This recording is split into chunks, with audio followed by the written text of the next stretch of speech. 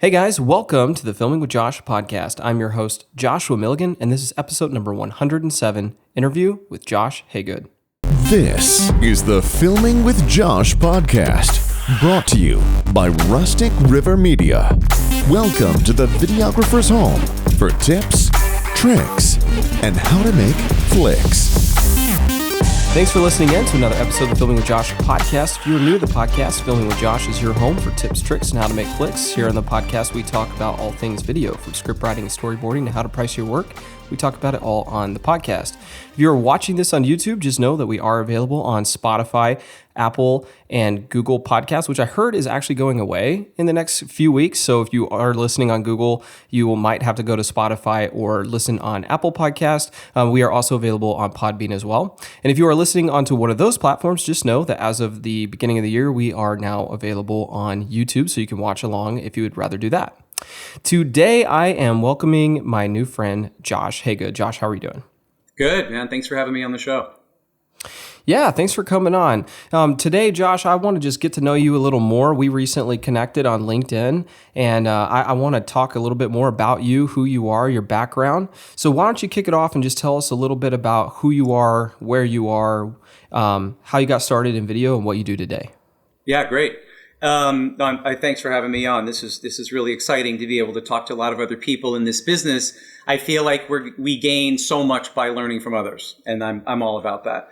I went to school. I went to Art Center in California, really to be a photographer, and that's really where it started. My dad was a photographer. He actually in Vietnam. He was a war photographer, which I always thought was pretty badass. And then became commercial. It was pretty cool. He did that. And that really, just hearing those stories really got me interested in this idea of how to tell a story visually. And I always thought that was fascinating.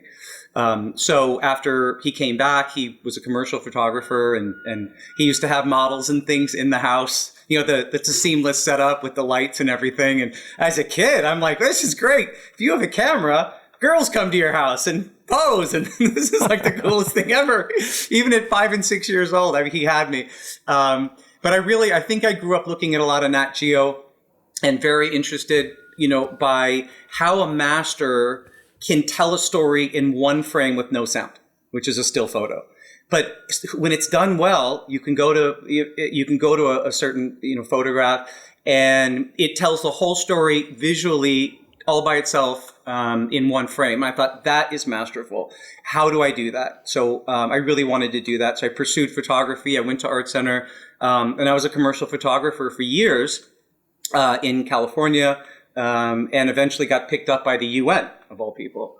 The UN sent me around the world for almost 3 years, taking pictures and videos for their UNESCO project, which is the agency that looks over the World Heritage Sites. So, the Wailing Wall in Jerusalem and the Hanging Gardens of Babylon and all these incredible things. They protect these sites. And at that time, in the late 90s, the internet was coming online, and they thought, wouldn't it be amazing to have photos and videos of these places anyone can watch? And VR and all that was sort of new then, but we were experimenting. So they sent me around the world to take pictures and videos of these incredible sites. I got to go to Petra in Jordan, where Indiana Jones went, that incredible place. I got to be there for a bunch of days and actually stay there and live there with the Bedouins, which was just incredible. I got to go to Cuba, which in those days you couldn't do. I had a diplomatic passport, so I kind of got some special things. That was amazing. I lived in Europe for a while. So as a young person in my early 20s, basically thrown to the world, I got this free around the world ticket, essentially, to go and see these incredible places and tell these stories. And that really, really lit the fire for wanting to make a career in visual storytelling. And then everything flowed from there. Man, that's amazing. You went to some incredible places. I mean, even today, now that Cuba's opened up, for example, still not a lot of people that I've met have been down there. I mean, any like memories that really stick out to you in some of these places you've been? Well, since you brought up Cuba, so in those days, Cuba was completely closed. I'm obviously a white guy from America. It's hard I do speak Spanish, so that helped a lot. I was there under sort of official cover with the UN, but still I'm on my own. I'm just a guy showing up on a plane with a sort of funny looking passport. And so my buddy had told me, okay, when you get there, this is how it works. You're in a different place. This is not America. They said when you get off the plane, dress nice, be very polite. And when you go to do your passport, there's a process, which I learned. So in most places you've been to, you get off the plane, there's just a big open line. There's a border person. Where are you going? How long are you staying? They stamp your passport. In Cuba, there's doors. So you go through a door and one door closes and there's a closed door on the other side. And you're in this little room alone facing this border person, this government official. And they kind of look you up and down and they can tell I'm not supposed to be there technically. Who are you? Well, I'm for the UN. What's the UN? And talking in Spanish and the whole thing. And I was told if you take 5 pesos and slip it in the passport, everything will be smooth. So I did. I took it with, kind of in my pocket and I slid the passport under and I saw him open it. He slid the bill out and put it in his pocket and stamped it. And that was it. Oh my gosh. I'm in the country. That's it's like on the one hand, that's a really cool story, but on the other hand, it's kind of scary that you had to slip some money to get into the country. And now what? You're just there on your own. Yeah, I was there on my own. And so they, good thing is I spoke the language so I could kind of, get by. But, they're kind of looking at you like, what do we do with this guy? Kind of thing. And it's a different kind of country. It's not a free, open country like I'm used to. And I had to really be very aware of that. But I got in and I spent 2 weeks there. I went all over the island, which is huge. From one end all the way to Trinidad, which is all the way on the other end, to Havana. I really saw the country. I was on horseback. I mean, I got to do incredible things. But it was really the most different place I've ever been. And I've been all around the world. This was the most closed place that I've ever been to. And usually you've traveled around the world. Everywhere you go, there's Coca-Cola and there's, Domino's Pizza or whatever, McDonald's. There's American influence everywhere, usually.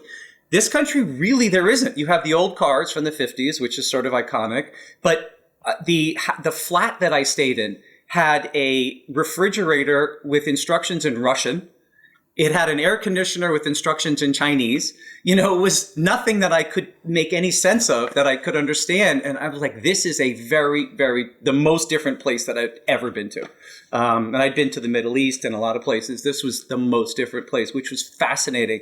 There's paintings on the wall, Yankees get out, and all these. It's just cool, just old school kind of government propaganda, which I thought was fascinating. And I really was able to get into that culture, see that island and see things that, at least at that time, Americans couldn't see with their own eyes. And that really was special. And it's those kind of experiences that really told me I'm doing the right thing. I love this. This is amazing. And I knew I didn't want to stop. Man, that had to have been fascinating and intimidating all at the same time. Do you think that you could have pulled it off if you didn't have the ability to speak a little Spanish? No, no, because they don't really speak English there. Maybe now, but then no. Some people did, but in terms of government people and people, the kind of people you'd sort of need to talk to if something happened, no. Without that, I don't know what they would have done. I don't know.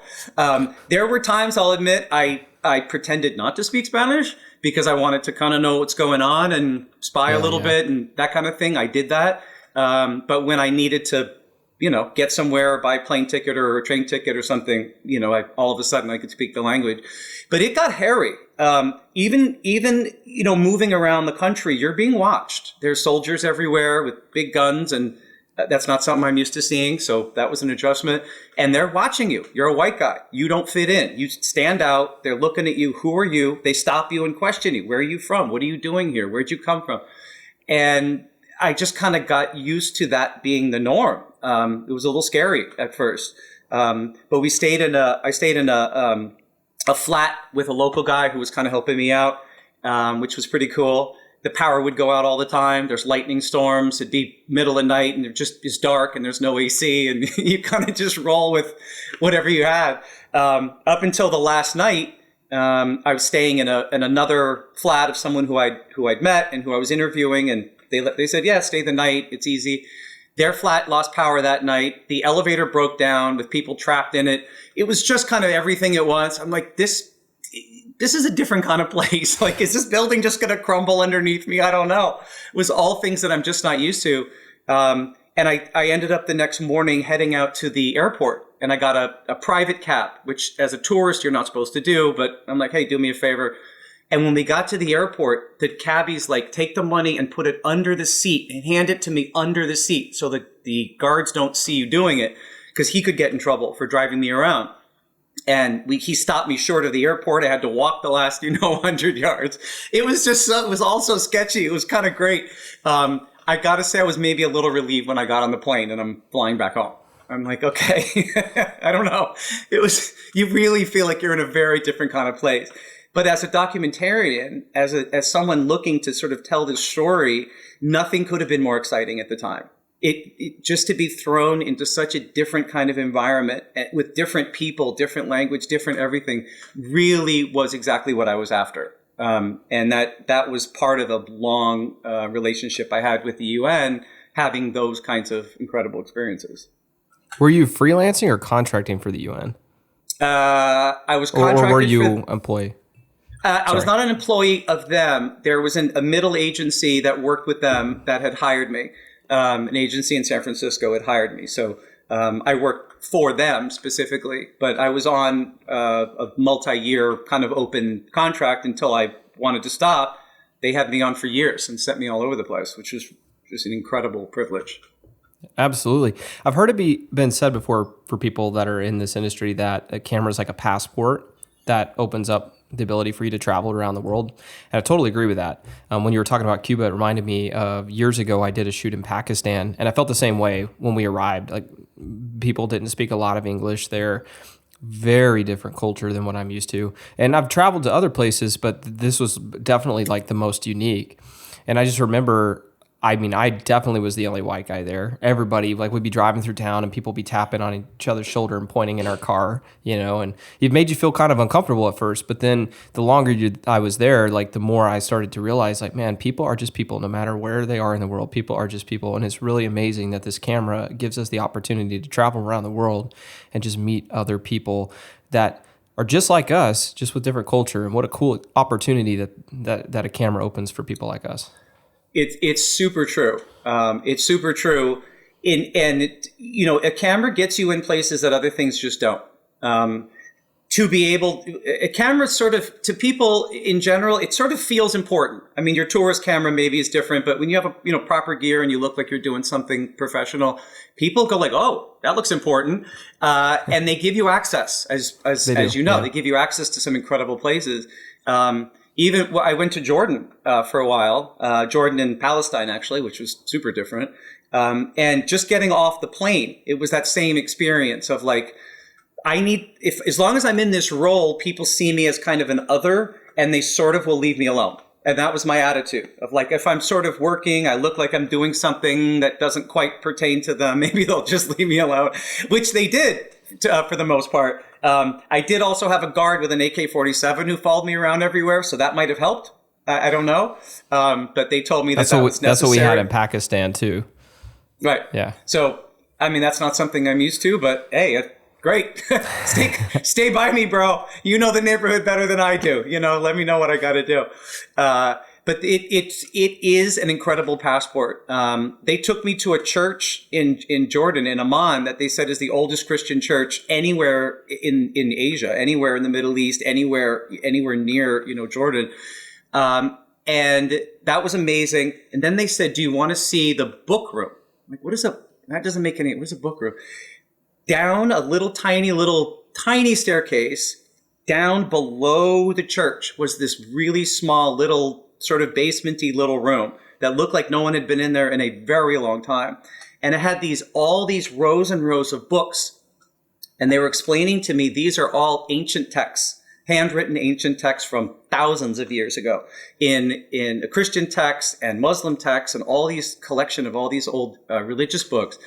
And they said, do you want to see one? Do you want to open it? Yeah, okay. And I pulled it off the shelf, and it was so dusty. These books hadn't moved, I don't know, in 100 years. They hadn't been touched. No one had been in this room in a really, really long time. It was just something so special and ancient and privileged and amazing about being in that. How many people get to go in that room? Not how many tourists to the country get to go in the room? Probably none. How many people have even seen pictures of the inside of this room? It was so cool. And it was one of those moments of like, if I didn't have a camera, probably they'd say, oh, down there's a cool room and we'll tell you about it later. You don't need to go down there. We'll show you a photo.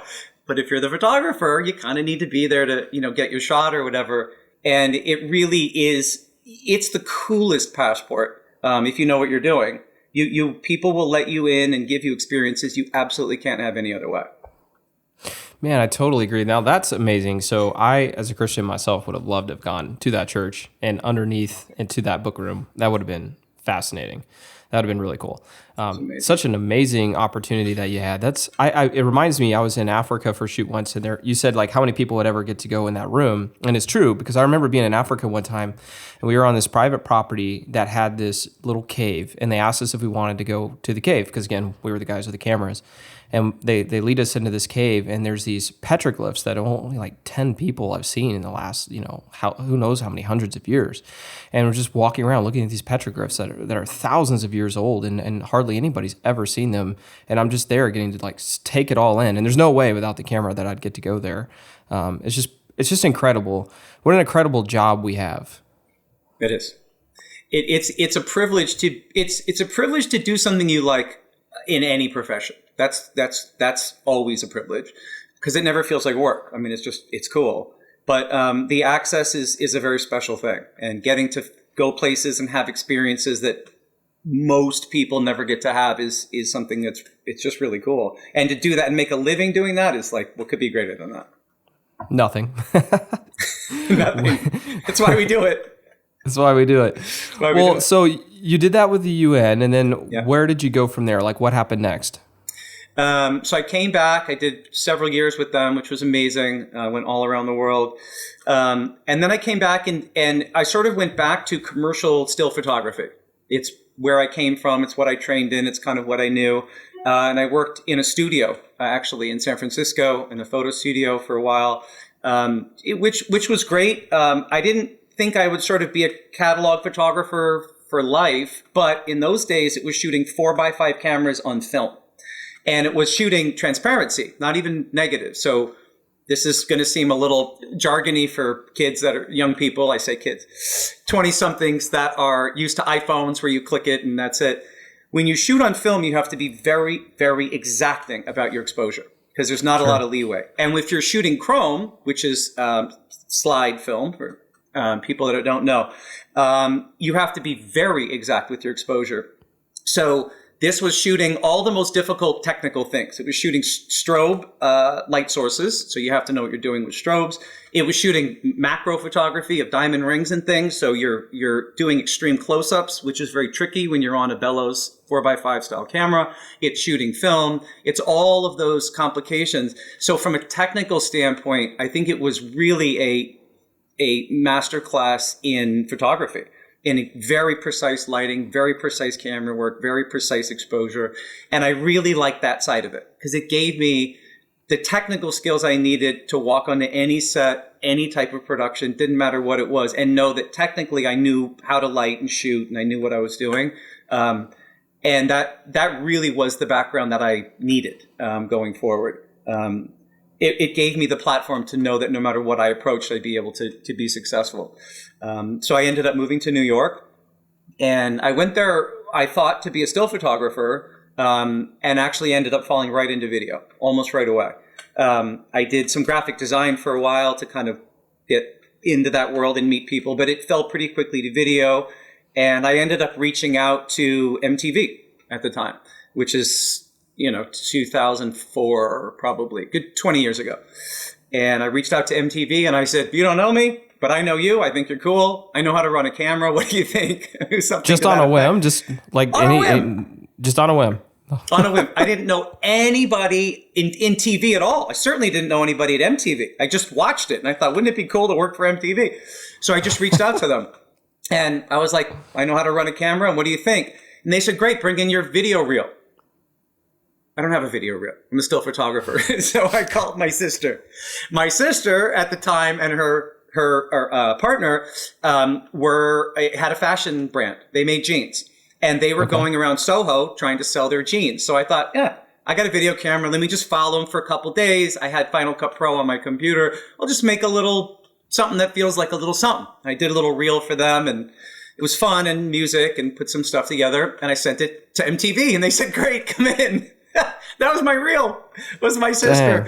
I didn't tell them it was my sister, of course. So I got the meeting, and they said, great. They said, we're going to start you small. I hope you're okay with that. We're going to have you go do a casting tape, which doesn't even air. It's purely internal. We're going to send you to Memphis, Tennessee to shoot this kid who wants to be on one of our shows, and that'll be your start. I'm like, okay. So they had a little bag with I don't know, probably a PD-150 or some kind of old school mini DV camera, and a pair of headphones, crappy headphones, and like 2 blank tapes and a battery, like the starter kit that you get on Amazon when you buy a video camera for your family, like not real high tech. But I was thrilled. I'm like, I'm in the game. Let's do this. And that was my first gig, was going to Memphis, Tennessee for one day to shoot a casting reel for a kid who, it turns out, didn't even end up making the show. He never got picked, but it helped me get in with them, and I got picked, and I ended up actually starting to produce shows for them. It was actually your interview. You just didn't know it. It was my interview, and I think, so I spent the day with this kid in Memphis. I didn't at the time know Memphis. There's a fine side of Memphis. There's a fine, part of town, and then there's sort of another part of town where you maybe want to not stop for too long. I've been to that part and have stopped. It's just a little sketchy. There are those areas. And so I was lost. This is pre-GPS. I'm lost. And I'm in kind of not a great area, but whatever. And I pull the car over, and I'm just trying to go through my maps and figure out what I'm doing. And 7 or 8 people approach the car all at once. And I was gosh. Whoa, what's going on here? I'm like, you can have the car. It's a rental. I don't care. Take the car. They thought I was there to purchase whatever various goods they happened to be selling on that street corner. And I wasn't interested. Hey, you want this? You want that? You want that? I was like, I want to go is what I want to do. And I want to stay alive today. So I want to do that. And I kind of just ran off, and it was like a little freaky. But what I didn't realize is I had the camera set up because I was doing this little personal diary of like, here I am in Memphis and just playing. The camera was running because I was shooting out the front of the car. It was all caught. And it stayed on the casting tape, and it went back to MTV, and they called me and they're like, oh my God, are you okay? Why? What do you mean? That is hilarious. Well, you were surrounded, and oh yeah, I forgot. Oh, was that on camera? And they're like, oh my God. But what they said was, this job is not always straightforward and easy. And we sort of need people that can roll with whatever. And you seem like a pretty cool customer. Can we send you out again? Yes. And then it was 2 days, and then it was 3 days. And that's how I got my start. So did you stay on contract with them, or did they end up bringing you in-house, or how did that work? So I was inside for about 3.5 years. I was just steady. They send you out all the time. I mean, when you're inside a network, it's super busy. They don't have that many people. So if you go on one shoot, you come right back and deliver the tape. And it's like, great, we got this next thing. You're leaving in 2 days. You're going here, you're going there. It's like, great, fine. Keep me busy. Went all over the country, worked on lots of different shows. Sometimes it was casting. Sometimes it was filling in second camera. Just anywhere they could put me, they would put me. And I sort of built this reputation as a guy that knew how to run a camera. I think the difference was I'd come from a very formal training, formal art school, formal, like in the darkroom, developing film by hand type of thing, then into a studio where it was very technical lighting and that kind of thing. I had the travel experience from being around the world. Those were the key skills, as it turns out, to really do that job well. And a lot of people in those days, and maybe still some now, they can turn the camera on and they can find the red button, but they don't really have like a real background in running a camera. They're a story producer who just was given a camera to shoot a third camera for a scene and then somehow started shooting shows or something, which happens a lot. but they're not really a shooter in a formal sense. So they saw somebody who really understood like how to light up interview and how to set things up and how to do things properly. And that immediately catapulted me forward, and the opportunities just started rolling in like crazy. Plus, you had the background of kind of having to roll with the punches, going to places like Cuba, Jordan, Palestine, stuff like that. And so you had this background of being able to just adapt. And I'm sure when you meshed the two together, that was probably a perfect fit for MTV. It really was. And I think when you're going out on a shoot, you're linking up with a local producer, whoever they have on the ground already that's running the show. So you interact with these people, and then they're calling back. Okay, this guy came in, he worked for us, whatever. I guess they must have said I did a good job, because that really accelerated the offers. But once I kind of knew the players and everything, then I was really in. And then it was just one thing after another. And that went for several years, working on one show after another. And then at some point, about 4 years in, I think, I had my own production company.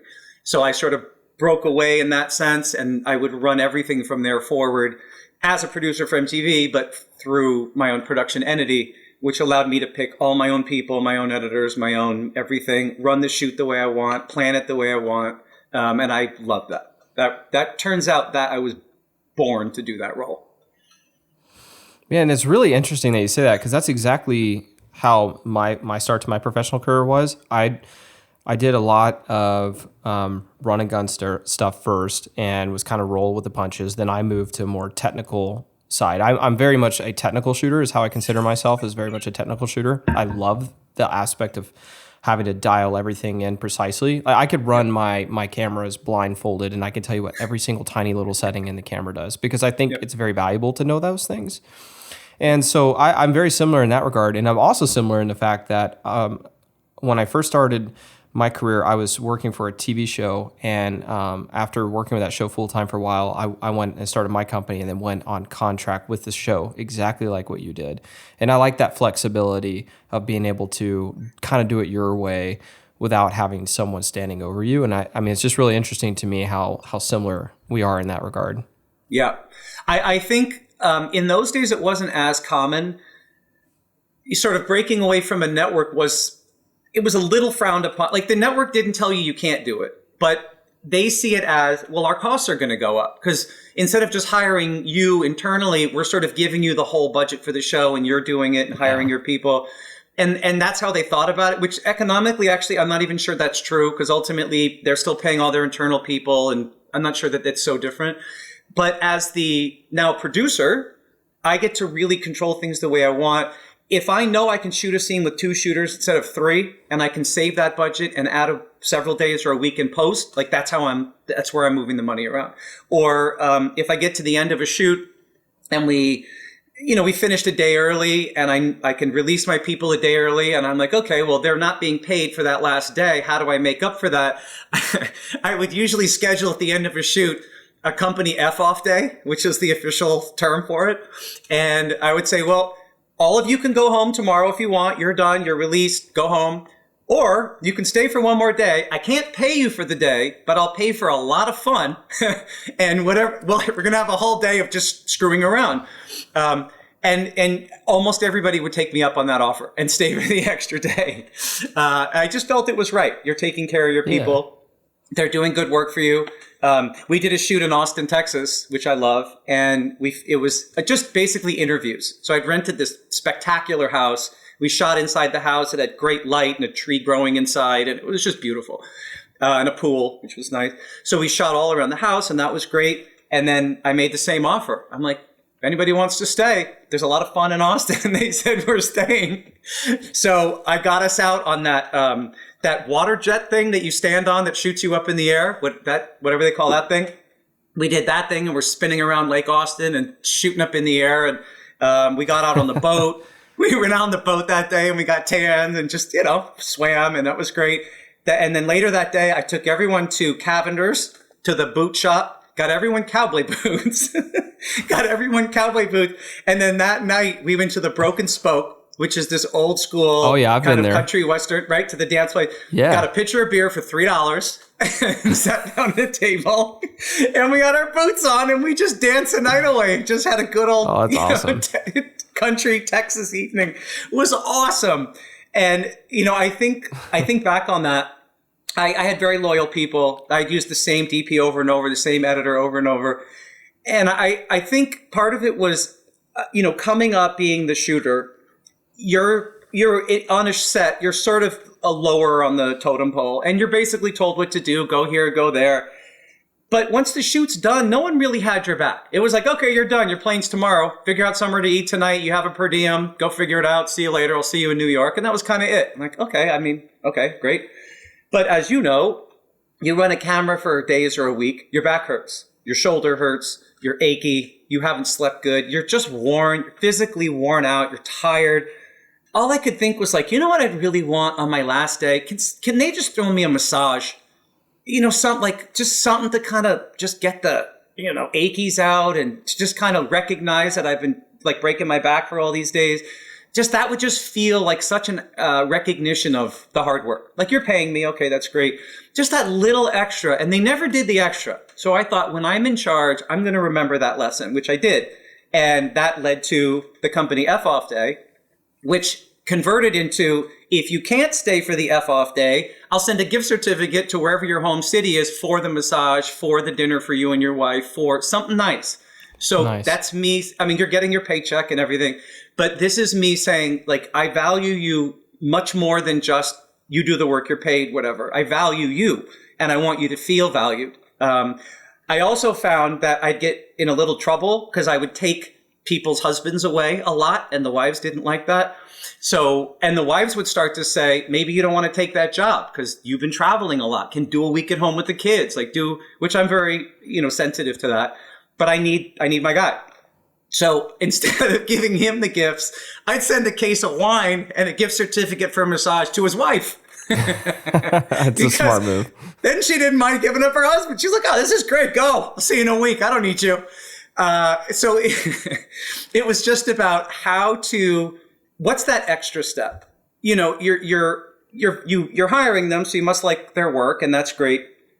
What's the extra step of like, you're not just anybody. I want you specifically. I value you specifically. I want you to feel that. I want you to feel how much I value your contribution, and keep your wife happy, and just all the little things that just keeps your life easy so you can continue to work with me and we can continue to do this.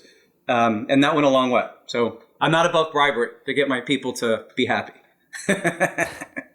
No, I think it's huge. When I did TV, I will say that like I felt like just another guy, just another spoke on the wheel, And you do. I mean, it's a strenuous job. You're working very odd hours a lot of the time, sometimes very long hours.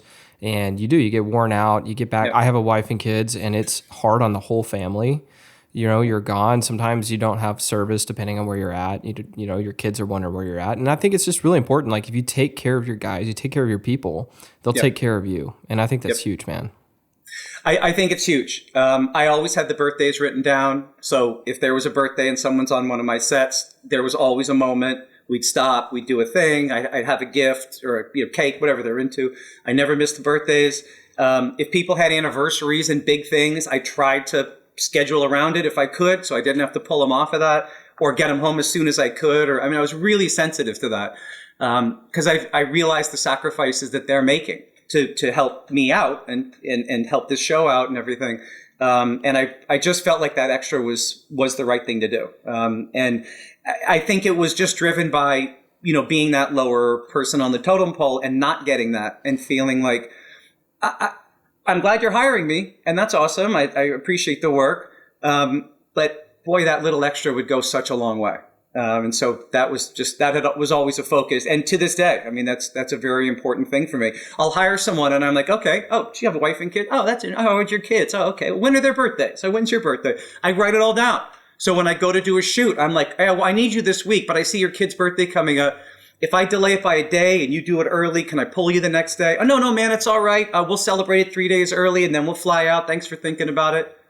Goes a long way. Goes a long way, man.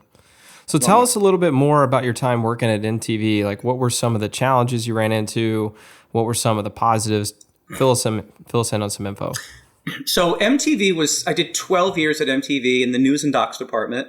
Part of that was, it started out just working on their different shows. whatever show they needed someone for. They'd pull me in, or at that point as a company, they'd pull me in as a company. And then I started, doing development. I loved the development. I did Spring Break a couple of years, which filmed in Mexico, which when you live in New York in February and your job flies you to Mexico for a week, it's just grand. It's just great. I mean, it's freezing cold. It just sucks. And, you end up coming back to the office a week later with this beautiful tan, a little hungover, glitter on your face. It's like, where have you been? I love that. But I love the development side. I love the kind of that blank piece of paper of, we want to do a show about this, whatever the topic might have been. We want to reach this audience. What do you think? And I love the idea of like, wow, like we can just dream this thing up and then this network will fund it and we get to go out and make an actual thing. And that was just so incredibly satisfying. Then I knew I was really in the right place. And I spent years in that department doing development and then ultimately going out and making these shows. That really was, I think, the most rewarding because it's your creation in a way. After a while, they put me on the True Life series, which I loved. I kind of was watching it for years and thought it was a cool show. The great thing about that show is it sort of was rooted in the old school concept of a documentary. As the producer, I'm not allowed to tell anyone what to say or not say. I can't pay for anything. I can't provide some incredible experience they couldn't do on their own and then pretend that they did it. You have to really be hands off, like for real hands off. And I know different producers have different morals about those rules, but I really took it to heart. So I love the challenge of, I'm not going to be a dirtbag reality producer being like, yeah, I won't tell them what to say, but if you could break up tomorrow instead of today, I'll get my shot. Like, that's bogus. I really wanted to honor the concept of it's a documentary and it's real. Let's keep it real. And I love that. And so I did that show for years. And that really was an incredible experience in terms of how to deal with all different kinds of people, but specifically how to sort of get the moment I want without saying this is the moment I want. And it's doable if you know what you're doing. How to kind of just be around all the time so those moments just happen without saying I want the moment to happen, kind of thing. That was huge. But I love the challenge of it. I love the challenge of life just needs to unfold a certain way for this person over here, and hopefully it happens while my camera's rolling. And that was the gig. So we did a show on we did a show about a woman in El Paso, Texas, who had a phobia of pigeons. Stop it. You ever heard of that? No. I didn't. It was a show about strange phobias, okay, which I had pitched. I pitched the idea. I'm like, you got to do a show because I just thought it'd be funny. We found this girl. She was great. I mean, interesting. Just she was perfect for the show. Perfect. And I'm like, okay, well, if she sees a pigeon, she loses it. Like if we can get that on camera, I can build a show around that. She has a great sister and friends, and I have all the other pieces I need to make a show, but I have to have that moment. If I don't have a moment of her seeing a pigeon and freaking out, the show doesn't make any sense. And I don't have a trained pigeon. I don't have a way to like call in the pigeons when I need them. Cue the pigeon. To come in. Yeah, cue the pigeon. We don't have that, right? So that was the judgment call. I'm like, okay, the network's given me this budget for this show. I have a timeline. An hour of primetime network television is being held for me and for this show, which I do not intend to screw up. So what am I going to do? And I said, screw it. It's going to be fine. When you make documentaries, you kind of have to have the attitude of it'll be fine. Just go, just get into it, get your feet into it. Things will happen. You can't pre-game this from your office in New York. It doesn't work. Just go to El Paso and it'll figure it out. So I did. So I hired the crew, sent everybody out, and there we were. I rented this hacienda. It's like this old school, like a Mexican looking hacienda on top of a mountain with land. It was so cool. So we stayed there. And I just thought, you know what, it's going to work out. And so we just started following this girl. And the third day we're with her, she's pulling up to her job outside of a retail store where she worked. And we're out there and we're just getting a shot of the car pulling in, like the most basic establishing coverage type of shot. Car's pulling in, no big deal.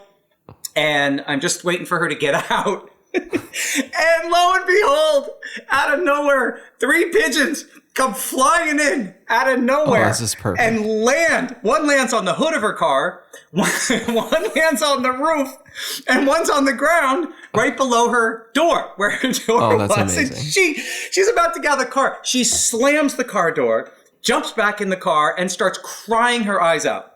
And I'm like, oh my God, we have a scene. And of course, she's mic'd. We have all the sound. It's all there. So the operator just stood up. The DP just moved around and pushed in through the window. And she wouldn't roll the window down. But if you do documentaries, you know that you keep a polarizer on your lens all the time for when you have to shoot through glass. It's like car windows. It's a really, really good idea. Those of you that don't do that, good idea. So you crank the polarizer. Boom, the window's clear. We shot right through the glass. And we're getting the scene. She calls her boss inside. I can't come in. Why? There's pigeons. Shut the hell up. Get inside. No, I'm not coming in. There's pigeons. What? So the boss walks out of the store and bangs on the window. Hey, you're working. Get inside. I'm not coming in. There's pigeons. Are you mad? The boss fires her through the window in he her doesn't. car in the That's parking amazing. lot. And this girl just drives away and goes home, and she didn't have the job anymore, and that was it. But I had my moment. So I knew with that, I can build an entire show around that. We have a show. And I felt confident. So I was like, let's go for broke, like completely go for broke. So she and her sister spend a day at the zoo. I'm like, zoos, people are throwing bread and stuff. I don't know. There's got to be some pigeons. There's got to be pigeons, right? Like, I don't know. I live in New York. There's pigeons every 5 seconds. So we go to the zoo and we're just walking around. There's a tiger, there's a whatever. And it wasn't much happening. And I'm like, we might want to wrap this up. We're doing a reverse tracking shot and we're walking back and it's this beautiful 2-shot of the 2 of them and they're having a conversation about this thing and it's all happening. And out of the sky, as if I planned it, a damn bird, a pigeon, comes flying down, almost lands on her head, cruises right by her and lands on the ground in front of her. And she freaks and her sister freaks and they go running in the other direction. So we chase them down through the zoo. And she gets by like the bird cage or some place where she could hide and she goes in and hides. And she's crying her eyes out and her sister's talking about it. And her sister's like, come on, it's just a bird, make a connection. She's kind of messing with her a little bit. It was great. But it was my second moment. I thought with two of those moments, absolutely I can build a show around it. And we did. And the show ended up really rating really well. Actually, the show was excellent. But it was one of those moments of like, I'm spending $10,000 a day to have my crew on the ground in El Paso, Texas. Those are dollars I don't get back if a pigeon doesn't land in our shot, period. And I can't control this bird. I can't control any of it, but I can just go there with the hope of like, let's just get into it and see what happens. And this week's going to cost me $50,000. I don't want to come home empty-handed for $50,000. But I'm just going to take a shot. And it ended up working out like amazing. I think in this business, there's a balance between being a responsible business person. You have to be careful. You can't go back to MTV. I need another $50,000. Why? No birds. They'd say, why didn't you show up to the shoot with bread? You know what I mean? Like, I don't have an excuse for that. Why don't you hire, whatever. You could have been throwing sourdough around the shoot. You did it. So I can't go do that. I've promised them they're going to get a great show. I promised them this girl's going to pay off and be a great casting. Like, I've made all these promises. Now I really have to deliver. And there's a bit of pressure there for sure. But if you don't take chances in this business, in documentary especially, you don't get those big moments. You can't plan that moment. And you can't guarantee that moment. You just have to show up and let the moment happen. And then it is gold. And so that one really worked out really, really great. But that is how it is doing that kind of work, is you just show up and you hope for the best. And for the most part, it does work out. Yeah, sometimes it doesn't. I will say, like, I remember it was when I was in Pakistan, actually. we got the choice of going with two village groups, and we were trying to get some animals on camera, and the group I chose not to go with was the group that saw a snow leopard chase down one of the animals and kill it. And you're like, oh, if I would have been there to get that shot, it's like one of the hardest animals in the world to get on camera. If I would have been there to get that shot, like, career's made. You know what I mean? Yep. But you're right, though. Like, but if you don't take the chances and go out, you would never get it no matter what. And that's right. I get it. I get like the risk involved, but you're right. Like you have to put yourself out there. You have to try it. And sometimes the pigeons will come out of nowhere. It's what it is. We did another story in Utah. I met this kid, RJ, who was a kid. He was 18. He came in through a casting. I was doing a show on fetishes.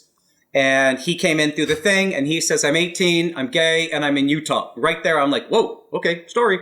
And story. His dad wasn't approving of his lifestyle. I mean, there was a lot there. I'm like, okay, this could be good. And he says, my fetish is I like to lick the bottom of men's sneakers. What? He says, if I see a guy who I think is cute and I talk to him and I like him, my thing is I like to take off his shoe and lick the sole, the bottom of his sneaker. That was about the strangest thing I'd ever heard, but it wasn't a put on. It was real for him. I'm like, okay, like that's really different and interesting. But at being 18, the network was like, he's so young and this is kind of controversial and it's crossing a lot of boundaries and he might just be too young and we're not comfortable. Okay. So I ended up doing something else, but I stayed in touch with him for 6 years. 6 years. He'd call me every 6 months. Hey man, how you doing? Hey, what do you think? Hey, you still doing your thing? Yeah. What are you still doing your thing? Yeah. He's like, what do you think? You got me? Can you put me on it? Well, I need to do another kind of fetish show, and we just did one. And I kept in touch with this guy for 6 years. And finally, at year 5.5, I went back to MTV, and I'm like, we should do the first fetish show I did rated all the way off the charts. Probably because we premiered right behind Jersey Shore. That probably helped. But nonetheless, we got the number, and they were thrilled. I said, let's do another fetish show. And they're like, okay, what do you got this time? I'm like, I got a guy who licks sneakers. And he's gay and in Utah. And it's kind of like all these pieces. And they're like, that's interesting. I'm like, it sure is. He's still around. I called him up. He goes, dude, I'll do the show tomorrow. I'm like, great. So I flew my crew out to Utah to meet this kid. I knew it was interesting enough what he was doing that I could get a show. But it was the kind of show where what you really want is a love story. That's what you want. You want him to meet the guy of his dreams with the sneakers of his dreams. And like, that's what you want. Right? That's what it is. But that's the show you want. That's the show that will really work, is the love story show. And he had these, these cross-dressing friends and these, drag queen friends, these very outrageous friends who were lots of fun and very colorful and a really fun world. Tension with his dad at home. There were some nice pieces I could build a show around, and I knew I could get it. But what I wanted was the love story. And I can't make a love story. I can't make the guy of his dreams show up out of the blue. I just got to hope that maybe that happens. So there we are in Utah, $10,000 a day, the usual story. And we're following him, and he's out walking around, and we spent a whole day in like an outdoor mall. He didn't see any guys he liked. Dud. I'm like, damn, that's one day. And we're on the ground for 7 days. So that's all I got, 7 days. So day one, dud, nothing. Shit. Okay. So day two, we go to another part of town. Dud, nothing. Fuck. Okay. What are we going to do? The third night, he was hosting at the local club, the local gay club, the nightclub. He hosts the show. Hey, this is my friend so-and-so, and he brings the drag queens on stage, and it's lots of fun. And I'm like, well, let's just go film it. Why not? So there he is up on stage, packed room, camera, we're sort of stage left. We're on the stage. We're shooting him. And he's like, all right, tonight we've got this. And my friend, his friend Midori, who I love, is drag queen, just awesome, just great people, so much fun. And so they're dancing and the crowd's having fun. It was great. And he's up on stage, he's introducing the next act, and he goes, and next we have, wait a minute, who are you? And he points. I'm like, what the hell? I'm on the mic, I'm on the radio, the camera guy. I'm like, pan to the crowd, let's see who he's got. What do you, camera guy pans, I've got the monitor, I'm watching the monitor. And there's this tall drink of water standing in the crowd. And he's like, you, come on stage. So he pulls this guy up from the crowd. Guy comes up on stage and, great, handsome looking guy and, a whole thing. And he's into it. He's loving it. And he looks down and he sees that this guy is wearing his favorite brand of sneakers. And so he's saying, where did you come from? And ooh, baby. And he clearly is feeling it, which was great. I'm like, this is what I've been wanting. But he says to the guy, are those, I forget the model, Air Jordan, whatever the model was. Oh, and those are the such and such edition? Yeah. He goes, ooh, those are nice. I'm like, no way. Oh my God. He's in front of 2,000 people. He's on stage. All of this aired, by the way. This is all in the show that aired that you can see. And so he says to the guy, ooh, baby, take off your shoe. Guy's like, what? Okay, whatever. Guy takes off, hands him the shoe. The shoe that had just been walking all over the floor of a nightclub. Yeah, okay, that shoe. Hands him the shoe in front of the crowd. I'm on the walkie. I'm like, push in. We push right in. He's standing there on the stage, blue light, backlit. I'm just beautiful. And he takes the shoe and runs right down the sole of that shoe. And he loved it. And the crowd went crazy. I'm like, oh my God. The rest of my crew is down in the pit below the stage. And they're looking at me like, I can't believe we're getting this. I'm like, I know. And I'm watching the monitor. I'm like, is this real? I'm looking at the little red light on top of the monitor. Please tell me you're rolling, watching the time code actually spin to make sure we're really rolling. Like, are we getting this? It's the dream scenario. So he takes the guy off stage. They go downstairs to kind of the green room area where they're in private. And he's just, oh my God, where'd you come from? And let's exchange numbers and whatever and great. And he's elated. This is the guy of his dreams, right? He's elated. I'm like, this is incredible. That then became the story. The day after that, they had a date. So, of course, we went on the date with them. And then they had another date. We went on that date with them. And they really liked each other. And a lot of conversation about sneakers and sneakering and the whole thing. And it just worked. And it was the dream. But it was another one of those, like, there was no way to plan that. Like, a guy who he found attractive, who had the right shoes, who's there that night, who he saw in the crowd. Like, the odds are not good of that happening. And that's exactly what happened. And that made the show. And that was one of the highest rated shows of all of True Life, which was on for, 19 seasons or something. And a couple of years ago, MTV did a retrospective of like the most outrageous moments of all time of True Life, right? Of the whole show. And there was only 10. 2 of the 10 were from my shows. Oh, that's awesome, man. That one and another one. That was crazy. That is crazy. So do you ever have people come to you and say, like, there's no way that's real, that's staged? Yes. Yeah, actually, one of the things I love to do is when a show airs, I'm always on, Twitter, Facebook, whatever, somewhere where I'm watching live chat, I'm watching people. And that's what you see all the time. Oh, BS, MTV says this is a documentary. There's no way this girl's afraid of pigeons. There's no way this guy licked a shoe. There's no way that's real. And I would never chime in because I don't know why, but I'm sitting there like, you guys, like, no, it's the thing that's crazy is that it's real. You could write that in a script, I guess, and that would be weird and funny and okay, that's cool, but it's totally real. That's what makes it so amazing. That's why it works. And I was sort of shouting through the TV like, no, it's real. I swear it's actually real. But I think if you do something for real that's so, I was going to say outrageous. That's just so different, but well done. If someone thinks it's fake, it kind of means you nailed it. It means that the story is so perfect. Nothing can be that perfect in reality. It must be fake. No, that's actually what it was. And it kind of told me that we really hit on a chord there culturally. And that was kind of exciting. It was the second time on this show that we did that, where we really kind of hit that cultural chord hard. It's very satisfying when that happens.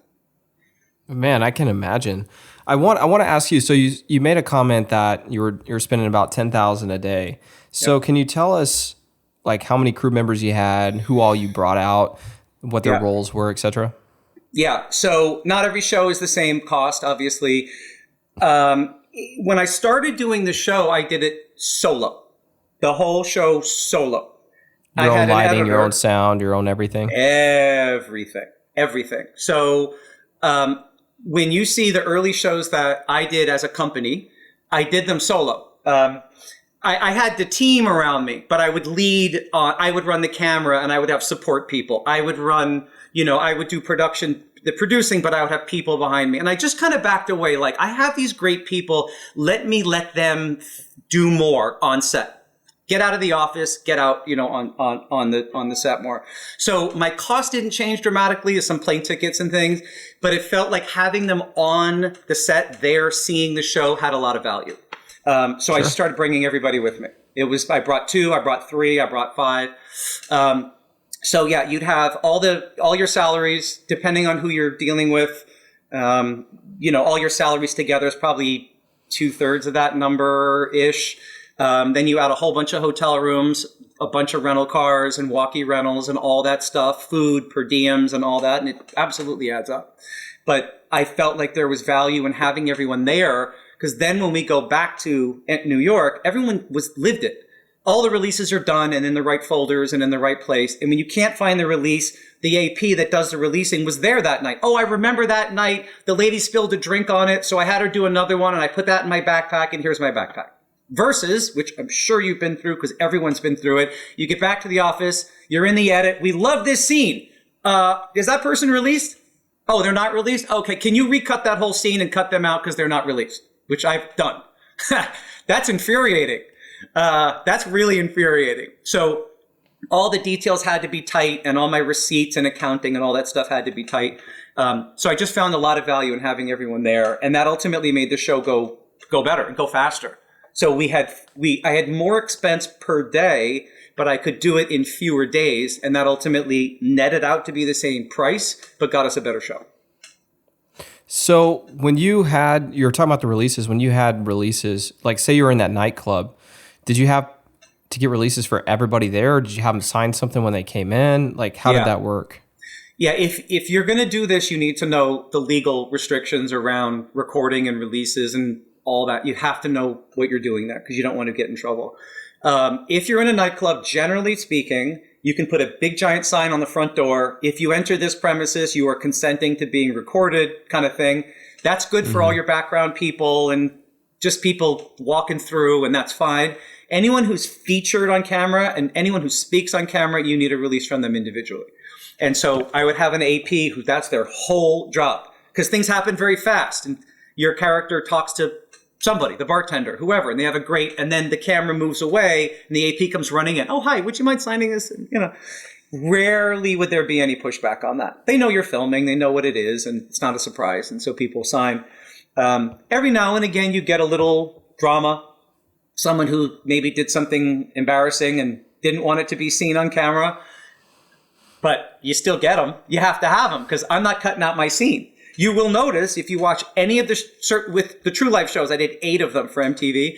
If you watch any of those shows, there are 0 blurred people in any of the shots. Everything was cleared. Doesn't mean we weren't sued a couple times, which we were. Doesn't mean that there isn't problem. Doesn't mean you don't get someone calling you up. I know I did that last night, and you're filming in a club, someone's drunk and they're acting outrageous. And then they call you the next day. Hey, listen, I know I signed the thing, but I'm kind of embarrassed about my behavior. And do you have to use that? That's a judgment call. Like, well, it kind of made the whole scene. I sort of need it. But then you can say to someone, you actually weren't that embarrassing. It was actually a really funny moment. Here's how I'm going to use it. I'm not using the part where you fell down the stairs. I'm only going to use the part where you talked to so-and-so and that there's nothing there that's crazy. And you kind of reassure somebody and then it's fine. We're not there to gotcha anybody. I'm not there to, oh, well, you signed, screw you. Like, that's not how we do this. Everything must be by permission. And that's the only way I roll. The only time we had trouble is we were filming in a strip club in Atlanta. And the girl we were filming was a hostess and we're filming in a strip club. That's a little tough because there's probably a lot of people in a strip club that don't really want to be on TV. For obvious reasons, right? So I consulted with MTV Legal before that shoot. Like, how do I treat this? What do you want me to do? And they're like, put the big sign up out front. Do your best to not see like a lot of background faces. And absolutely anybody who's identifiable must be released. Okay, got it. So that was my word to the team. everyone's got to be released. I got to the shoot. I got to the strip club. They brought me back to the dressing room where all the girls were for some reason, I guess, to get their releases, which I didn't mind at all, as you might imagine. It's a room full of strippers. Like, when am I going to be in that room again? I couldn't wait to get that selfie. Oh, boy. I had them all behind me, and I started taking the selfie. I couldn't send that fast enough to my friends. Guess what I'm being paid to do right now? That's hilarious. See you later. It's just insane. So we had a great night that night. We got the scene that we needed, and the show airs, and we get a call from someone's attorney. It was one of the servers in the bar, in the club, who, like, the camera was panning, and she was just like a blur as the camera panned. You had to pause it to even see a person, and you had to squint to see who it was. We didn't think that would be a problem. You couldn't even tell who this person was. But apparently she felt like her reputation was irreparably damaged, and she wanted money. And so that became a problem for lawyers, and they figured that out. So you do get that. But for the most part, it's all by permission. We're not there to, like, be sneaky or sneak up on anybody. And it's important to me, especially with these kinds of stories, which are kind of outrageous, that people don't feel like I'm exploiting them. Like, oh, that's weird. Let me throw you on TV. It's not like that. You've come to me because you want to tell your story. I want to tell your story faithfully. I'm not here to make you uncomfortable or put you in a bad position. So what of your story is it okay for me to tell? Like, what do you want me to not say? Like, let's talk about that before we start, so I'm not embarrassing you or putting you in a bad, spot. That was very important. And it was always the priority to make sure we're going to do some wacky stuff for sure. But you've said yes, and we've talked about it, and you're comfortable, I'm comfortable, and that's how we do it. So for people listening who are interested in this particular question, and I'd love to get your take on it, but what my attorney has kind of always told me when it comes to things like releases is that, one, signage outside of like a buildings like what you did for the club, like that's always a must. For background people, anybody that's featured has to have a direct release is kind of what he's always told me to do. And then also that there are some public spaces where if you're not featuring anyone, but they're in the background, say a college campus, some things like that are fair game. Is that kind of how you treated it? For sure. And that's definitely right. And it's especially true in the documentary world. If you're doing something that's truly a documentary, you have a different type of license than you have in a fictional kind of piece. Something fictional, you've set it up. So presumably you have total control over everything that's happening, and you need to answer for that. In a doc, you don't. Why do we not have to get releases for news on TV? Because it's not practical and it's not really necessary. Not for that purpose. This sort of falls along similar lines. So you do get a lot of leeway when it comes to a documentary. I just want to be careful in terms of making sure people are well informed. I don't want someone to be like surprised. Oh, you got me on camera? Like, look, we've got a big giant camera running around. We're pretty obvious. If you don't want to be on camera, you can walk away, or you can tell me you don't want to be on camera. I could look in another direction. I'm very respectful of that. We did a shoot with the U.S. Border Patrol, and we're out right on the border, and they're chasing drug dealers and all that kind of thing. And most of the agents said no problem. And there were a few that were like, I specifically don't want to be on this thing. We absolutely honored that completely. I had no problem with that, which I totally get, right? These guys are working undercover, whatever, obviously. So I'm not there to blow up your spot. That's just not why I'm there. But I do think for someone getting into this or someone who's doing this, don't take the legal side lightly. You don't want to be sued. You don't want to be sued. And even beyond that, you don't want your client, the network, the sponsor, whoever it is, to feel like you're irresponsible. What do you mean you didn't get a release? How could you not get you were standing there with this guy for 3 hours. How did you not get a release? It feels sloppy. Well, what else didn't you get? Well, what else didn't you do? Did you release the music? I mean, whatever. These images, these other things, like, are you being sloppy with your business practices? If you're putting music that's not cleared in a show, artwork, stills, anything that's not cleared, you're not releasing people. If you're not taking the legal side of it seriously, that client is now exposed to an action from these people. And it's not going to go to you, it's going to go to them because they have the big pockets, and that's who's going to get sued. you don't want your client to be put in a bad spot. They damn sure won't hire you again, and it's embarrassing. And it's easy to avoid. If you don't know how to do it, have an AP or whoever you have assigned on set who knows exactly what they're doing. It's got to be someone who's a little firm, who can push back if someone says no, or who can talk to someone who maybe doesn't want to be talked to. You know, a polite pain in the ass is what we usually say. You maybe won't get every single release, but for the most part, we do. It's the oversights that I can't stand. I did a show that I didn't shoot, but it was brought to me for post, and my team did the post. We cut this whole show. It was a scene on a boat, a fishing scene, 4 people on a boat, and the whole thing. We cut the whole scene. It was great. They loved it. And it's in like the final stages of the show where people are going through and making sure all the clearances are there and the titles are right and the chirons are spelled correctly. We're into like the end. And whoever did the clearance matrix reaches out and was like, that guy on the boat wasn't cleared. One of the boat guides, one of the main people who had a whole bunch of lines that we used, he was very much in the scene. You're on a boat. Every shot has almost everybody in it. Like, how do you cut someone out of, it's so small. So, and if we knew in advance he didn't want to be on, we could have shot around it, but that's not how it was done. It was done as, great, everyone's there. So I cut the whole scene, and they're like, there's no release for this guy. You have to cut him out. I'm like, he's in every shot. Like, what? And he even had a couple of like key lines that we really needed, and it was just a mess. So we went back in the edit. It turns out another character said the exact same line he said, so we could get it that way. We zoomed in on some shots. We did some framing and trickery, and we did manage to cut this guy out. But that shouldn't happen. Whoever was the crew, I wasn't there that day, the crew that was with that guy on that boat was with him for hours and hours. How do you not have time to get a release?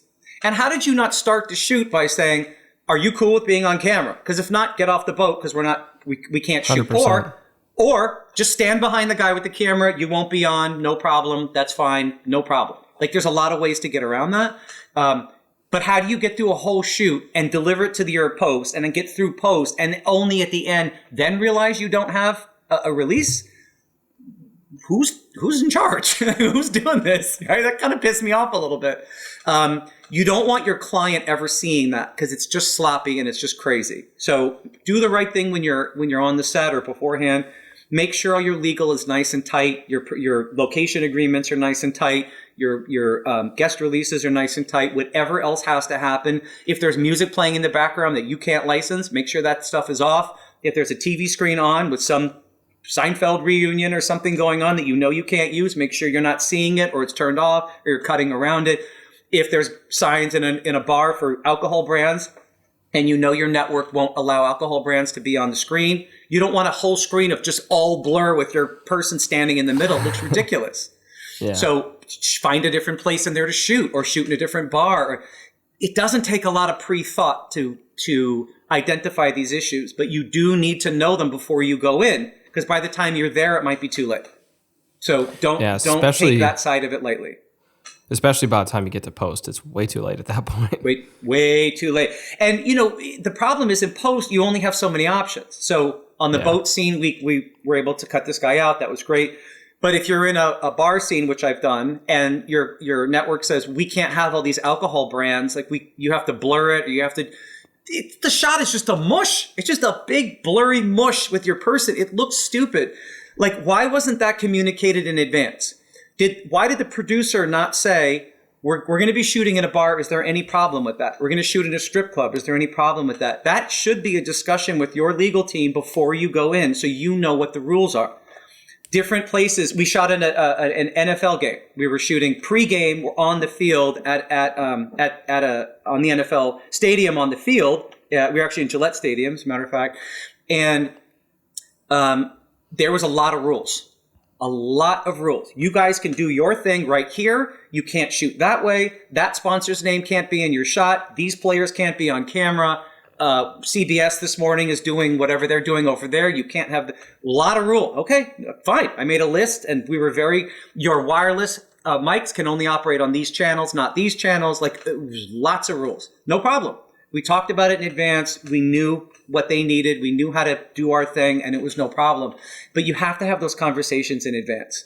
You don't want to be on the field at an NFL game where you're being watched like a hawk, and you start doing something you're not supposed to do, and now your shoot will be shut down and you'll be booted. Not, okay, give me 5 minutes to finish. No, you cross the line, you're out. Because we're the NFL and you're not, and take a hike. I mean, that's really what it is.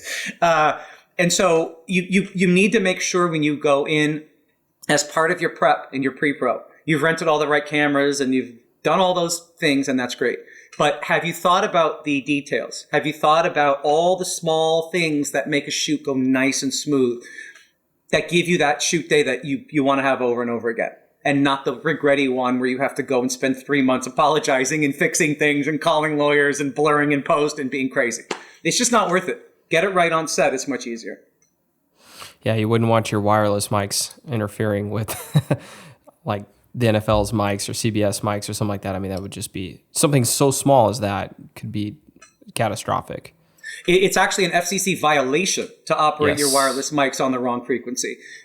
When you shoot in airports, I've shot in a lot of airports. Airports are very, very picky about your frequencies. When you shoot on Broadway, if you go into any of the houses to film a Broadway show, they're running wireless all over the place. They're very picky. They'll stop you on the way in. And what frequency is this on? What frequency is your IFB on? What frequency is your walkie on? That doesn't work. Go to block 26. Go to whatever. They have a strong opinion about that. Most of these places do. So know that going in, that the environment you're in may dictate a way of working that you better be able to work. If you show up and all you have is wireless on block 29, which no one uses anymore, but for a time that was a thing, and you show up somewhere and they test your mic and they find out you're on the wrong block, you're not operating wireless that day. That's your mics, that's your IFB, that's whatever. That would be a huge problem to show up somewhere and not have another mic on another block that you can switch to. So do you have that kind of versatility? Have you called them in advance? Have you talked about this? Have you thought about it? Really, really important. Do you know what the tentacle sync track keys are? I don't think I'm familiar with that. Yeah, it's this little tiny 32-bit float device that runs time code, but you can run 32-bit float audio recording into it directly. Yes. And I haven't used I've been using I've got a ton of them just to avoid stuff like that, where I can go in, mic people up, I can monitor the audio on the device to make sure there's no like clothes rustling noise and stuff. But if I find myself in a real tricky situation like that, I'll just take wireless out of the equation and send them off with that and sync via time code later. And I've had that bail me out of a few jams where we might be in a facility where we don't have the capability, or we know going in we don't have the capability of being able to avoid the wireless channels that we're not supposed to be on. It's kind of been a great lifesaver. Technology, I guess, was what I'm saying is starting to evolve to a point where it's helping people like me to be able to adapt to things like that. No doubt about it. I mean, you need to be able to adapt. You need to be able to sort of do whatever you need to do to make it work. But you're going to go into a shoot with your plan A. But if you might be in the room 2 minutes and plan A is dead in the water, you better have a B. And if B's not quite right, you better have down to probably D or E. Totally agree. You better have mics on different blocks. A shoddy should always be running, no matter what, in case something happens. In your example, to have some sort of other recorder you can use if wireless goes down or if wireless isn't available. What about if you're shooting car to car? Sometimes you have to shoot car to car, or your A cam is in the follow car because you want a shot of the car and that's what you're doing. But all of a sudden there's great conversation in the car, but you're on the highway and the wireless sounds like shit. Do you have some local device recording in the car all the time so you can capture that if some great conversation happens? Like, have you thought about that? It's a lot of little things, but you start getting used to like, what's my main plan? And then what's the backup behind that? And then what's the fail safe behind that? And do I have all those in place in case I need it? I will tell you, I can't recall how many times I've done a whole day shoot or a whole week shoot on plan C. Different equipment, different everything. This didn't work. And all of a sudden, your backup mics with your backup, whatever. Thank God I had it. But years of experience told me to always have options. You don't want to get somewhere and get stuck. That's the worst. Because then what are you going to do? Not shoot? And what are you going to do?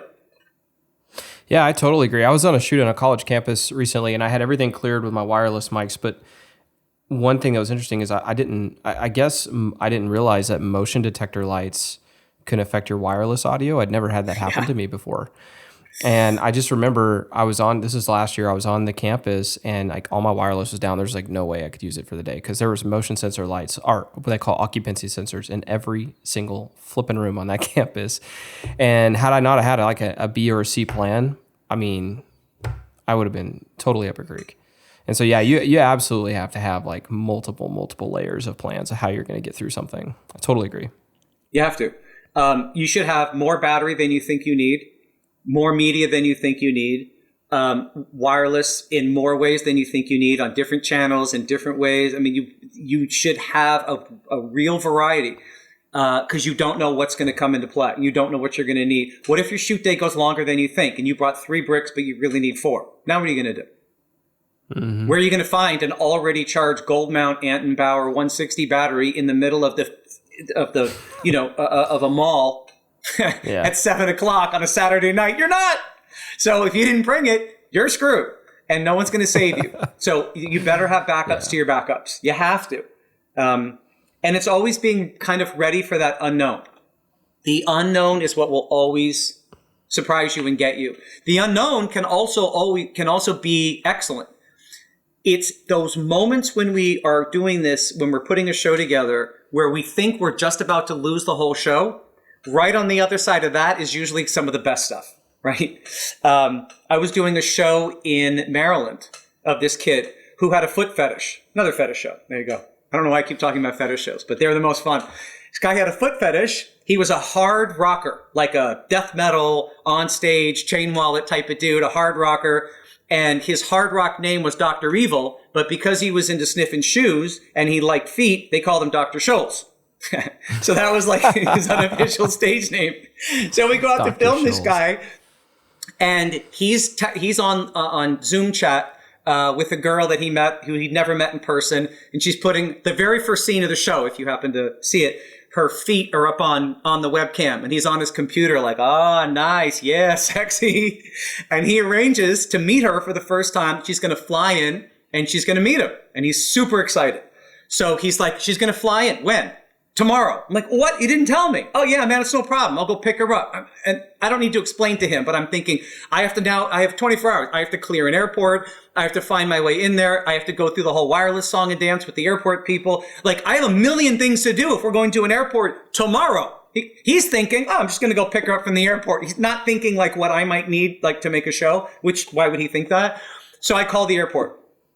Hey, this is Josh. I'm calling from MTV, and what's going on? Listen, I'm working on the show for this guy. He's picking up his girlfriend tomorrow. She's flying in on such and such flight, and I'd like to show up with a camera. So that has to go through 9 people, as you can imagine. Okay, I'll talk to so-and-so. So through that whole day, I'm getting calls from the airport. Oh, it cleared so-and-so, it's going to so-and-so. It cleared operations, it's going to general. It cleared general, it's going to legal. It cleared legal, it's going... And it's moving quickly. Okay, thank God, we're going to have our moment. But it hadn't gotten the final sign-off from the airport director. Without that, we're not shooting. Okay, so it gets to the following day, and I'm at this guy's house. And I'm filming him putting his shoes on, getting ready to go pick this girl up. And he's excited, and I can't wait to meet her. It's a great setup. It's a great moment. They're going to meet for the first time. But he's leaving in an hour. And I still don't have my signature for the property release for the airport. I can't shoot. And I'm like, oh, God. And we've got a giant Varicam. It's not like we can hide. We wouldn't try to hide anyway because we need it to be official. But I'm like, this is not working out. So I walk out of his house.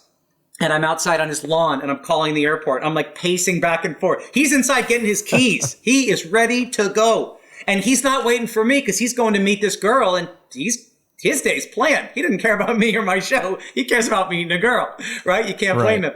So I'm on the phone to the airport. So-and-so, and he goes, and the guy's like, listen, you've gotten all the signatures but one. We need the airport director, and he hasn't. Wait a minute. Hold on a sec. He puts the phone down, silence. I'm like, okay. He comes back. Hey, the airport director just walked by my office. I gave him the paper. He signed it. You're cleared. I'll see you in an hour. Click. Just like that. As no sooner did he say that, I look up on the balcony from the apartment. The guy's walking out with his keys, getting in his car. We're good to go. Last minute, man. We're good to go. Oh my God, we're good to go. So we get in the car. And he's like, I'm so excited. And I'm so relieved. I don't know what to do with myself. And we just go running out of the house. We're in the car, we're shooting. We get to the airport.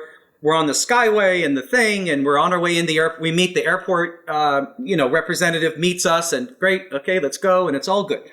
And we're going through the airport, and we get to like the last part where you can go without a ticket, where the people come from. This is where he's going to meet her. And so he's excited. I'm like, this is my moment, right? It's going to make my whole show. But I got to pee. And I'm running camera, by the way. I'm running camera this day. Just because of the airport thing, they only wanted one person. So I said, screw it, I'll shoot it. So I'm running the camera, big old Varicam. I got to pee real bad. And so I'm like, okay, let me just get the moment. I'm not going to miss this moment for anything. Like He's standing there waiting. Like it's any minute. She's going to walk through the door. I'm like, I can't hold it anymore. Nature is calling. So the camera's on my shoulder. I run around the corner. The bathroom's right there. I'm like, come on. Because the camera's on, I still hear the wireless. And on the wireless, I hear, oh my God, I think I see her. I'm like, oh my God. So I'm with one hand, the camera's on my shoulder, rolling, actually. It's just to keep the audio, just to hear what's going on. Sure. So the camera's on my shoulder. I'm zipping. I'm like tucking. I'm like, oh my God, let me put myself together. I run out of the bathroom. I run around the corner. He was 50 feet away. I run right around the corner, push the red button, camera's rolling. I'm running down the corner. I get the camera off my shoulder, down in front of me. I snap the zoom. I crank the thing into focus. And right as I have him framed, rolling, and in the shot, she comes running out. She jumps up, leaps into his arms, gives him the biggest hug ever. They have this incredible meeting moment. And it makes the whole show, and they spend the day together, and it's a moment, and it's just fantastic. But I almost missed that moment because I couldn't wait another 30 seconds. Because you had to pee. Look, it's the reality. It is what it is. But because I was alone that day, there was no one to hand the camera to. There just was no other way to do that. And I'm running out. I'm like, oh God, please. We came here for this. I can't recreate it. Like I need my moment. And it couldn't have been cut any finer. And when you watch the raw footage, you see like the bathroom and the ceiling and then a bunch of blurry and it looks crappy. And right when it becomes a shot, boom, she runs out. Oh my God. That is hilarious. Couldn't have been any, it was perfect. But it's something as little as that. You got to pee. Okay, that's real. Or whatever you got to do. Food, by the way, is never an excuse. We don't miss anything for food. If a moment's coming, you're not eating. Sorry, get a granola bar. But if you got to go, you got to do whatever. You got to do it. It's just, sometimes those moments happen when it's sort of inconvenient for the crew to happen. Tough luck. You got to do what you got to do. And that one worked out, but whoo, that was close, but we got it. So when you're talking about moments like that, it makes me ponder this question. Are you guys running, when you were doing that, were you running wireless like most of the time, or were you trying to swing with booms as much as you could as well to capture, like, she's obviously not mic'd up when she's coming off the plane, or are you trying to pull that audio off of his lav? Like how are you rolling with that? Yeah. So two things. I'm glad you brought that up because it actually matters how you do it. There's always a boom on the camera running, always. And we have the boom set up for sound rejection behind and on both sides. It's looking in one direction. It's a unidirectional. A lot of mics you can change the setting. Keep it looking forward, so it's rejecting everything else. It's really clear. These mics are excellent. These Sennheiser mics are excellent. You run like 416s or? Yeah, something like that. So we have that running all the time, always on top of the camera. So if your lab goes down or something's goofball or whatever, or someone walks in the scene you don't expect, you have good clear sound. Everyone that can be mic'd is always mic'd. Always, if I can do it. Practically speaking and whatever, why not? It's the best sound. It's easy. If you do it right, you don't see the mic. Why not have everyone mic'd? Our standard field kit was always 3 wireless because we have 4-channel sound.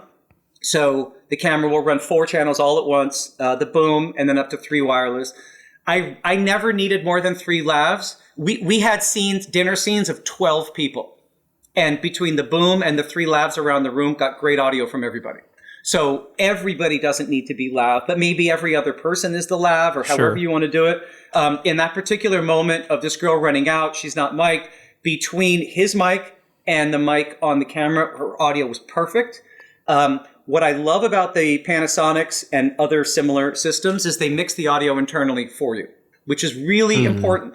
You can't ever blow the sound out on these things because they're chasing it all the time. Your boom mic and your lav mics are being chased all the time. So if somebody all of a sudden screams because they're excited, or they have to whisper because something's happening, or whatever, car door slams or some sort of noise, you're never getting these wild spikes. You're getting good, clean sound all the time, which is a whole problem that you don't have in the field. There's nothing wrong with having an audio mixer. I don't always have an audio mixer sometimes. If I don't, it runs to camera. It's an auto level situation, and that ends up working really, really, really well. If you can do it, do it. If you can have your sound on an auto leveler, do it. It saves you so many headaches. It saves blown out, overmodded audio, which is very hard to recover in post. It saves you from missing moments because you were planning on a big noisy scene and then you get a little quiet, something happening. If you're in the doc world, you're going to be surprised constantly by all kinds of stuff, constantly. Your equipment should be working for you. It should be helping you as much as possible to make sure that you get those moments and you have good quality sound. I've always said with documentary, sound is king. You can be a little out of focus, a little weird on your framing, a little shaky, a lot of things. If you have good, clear sound, you have a scene. You could have the most beautifully composed shot. If you have crap audio, you got nothing. Sound is everything in this game. So whatever you can do to have great sound. We always ran a Unislot, which sits inside the camera, but it's a diversity receiver. So every microphone is sending out two signals at the same time. And the receiver has a choice of which one at any given time it wants to pick up on. So if one signal has a little buzz or picks up some EMF or some other goofy thing, it instantly switches to the other channel, and it does that, all the time. But that always makes sure that there's always a channel that's less encumbered than the other channel. And that I have found has given us tremendous, tremendous audio quality under very difficult circumstances. So good gear is expensive like anything else, but you absolutely get what you pay for. Yeah, I've been running Sony transmitters and receivers for the last, decade or so, but they have, you look at the receivers, for example, they have two antennas, and that's what they do. That's like the true diversity where they can swap back and forth in real time like that. Super helpful for being able to instantly change and still grab a great reception. I think that's something like a lot of people probably don't think about that can save your butt in a rough situation. Oh yeah. Think about the save your butts, because you're going to plan the shoot one way and it's going to go another way. Inevitably, it's going to go another way. So, do you have extra media? Do you have extra batteries? All the practical stuff. Yes. Okay. But in terms of your sound, you think the sound's going to go one way. You think it's one type of sound environment and it all of a sudden becomes another environment. Are you prepared for that? What if you're used to running IFBs and your crew and whoever's with you, that's how they're monitoring sound, and you get where you're going and they're like, your lav channel is fine, but your IFB channel's no good because it interferes with whatever. You have to shut that down. Okay, well now you're only one on the set that can hear anything is your operator. Do you have plug-in headphones and a splitter, and do you have some other way that everybody else can hear sound? Or do you have an IFB that runs on another transmitter that runs on another block? Or do you have some other way around that? You're thinking, I'm going to walk in and I'm used to all my people hearing sound because everyone's got IFB, and now you get shut down because of a technical, and now nobody can hear anything, and now your shoot's really hard because it's a loud environment. The only way to hear is by hearing their lav via the IFB, which you just lost. What's your backup? How are you correcting for that? Have you thought about that? Have a backup. Yeah, I definitely think that makes a lot of sense. I want to switch gears on you here. So you did MTV, but like, what are you doing now? Like, what happened after MTV? So I did that for a number of years, which I loved. Actually, I sort of moved away from MTV. The news and docs department got radically changed. There was a huge layoff in, it was 16, 17, somewhere in there. Then they let a lot of people off at Viacom. And so a lot of the people that I'd worked for and with were let go. The department was downsized. It just kind of was falling apart a little bit. I'm like, I'm not sure what the future is. Let me just kind of look in some other directions just to be safe. I'd had a long run with them, but everything comes to an end, I guess. And I ended up falling in with NYC Media in New York City, which is the city's TV network that they have. Their programming is original. They create it and generate it and produce it, and then it goes and it airs nationally on PBS. So I was like, oh, this is pretty cool. I love that. They came to me and my partner with an idea for a new show and said, we want a show about all the really cool jobs people have in New York City. That's it.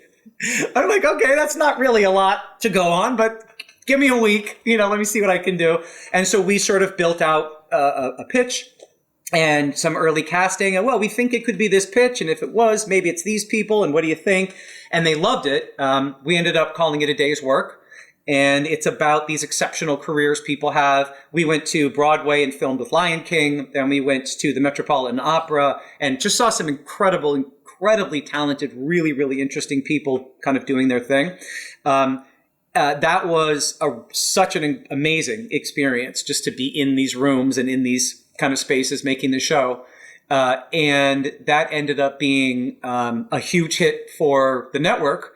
And it went on and it won an Emmy, which was really exciting. So it's not often that a show in its inaugural season gets enough traction and moves forward and, wins awards and things. So that was kind of really exciting for us.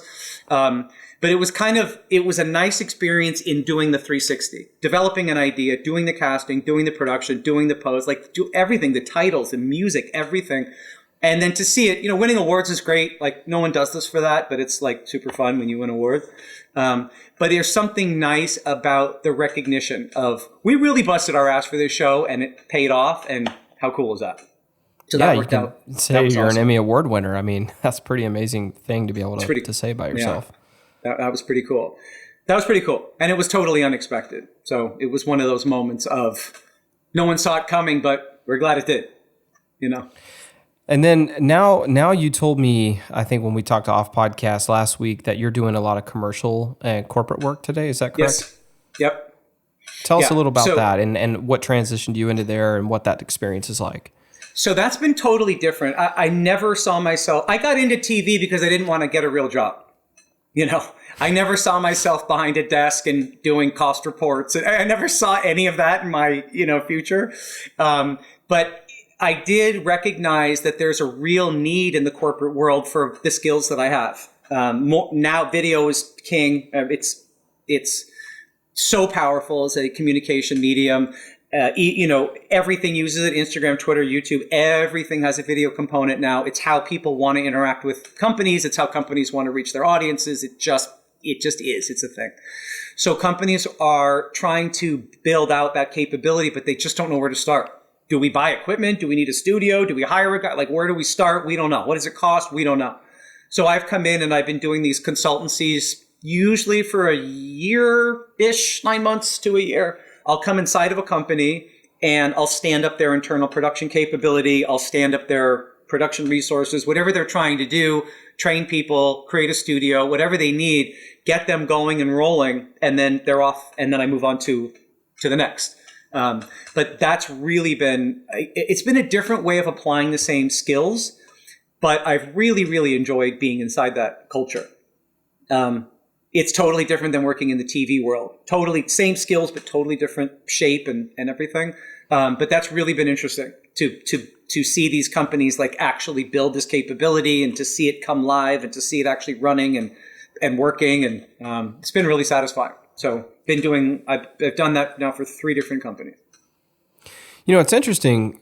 So that's a totally different approach than I've ever heard, because when I do mainly commercial corporate work today for the most part, and for me, I try to stay on with a company as long as I can. Only once have I ever gone in and set something up for a company, and it was for a top 10 in terms of size, a top 10 construction company in the U.S., and they brought me in to teach them all about live streaming and help them invest in the gear and how to offer live streaming. They started it during COVID when they wanted to still have their quarterly or end-of-year meetings.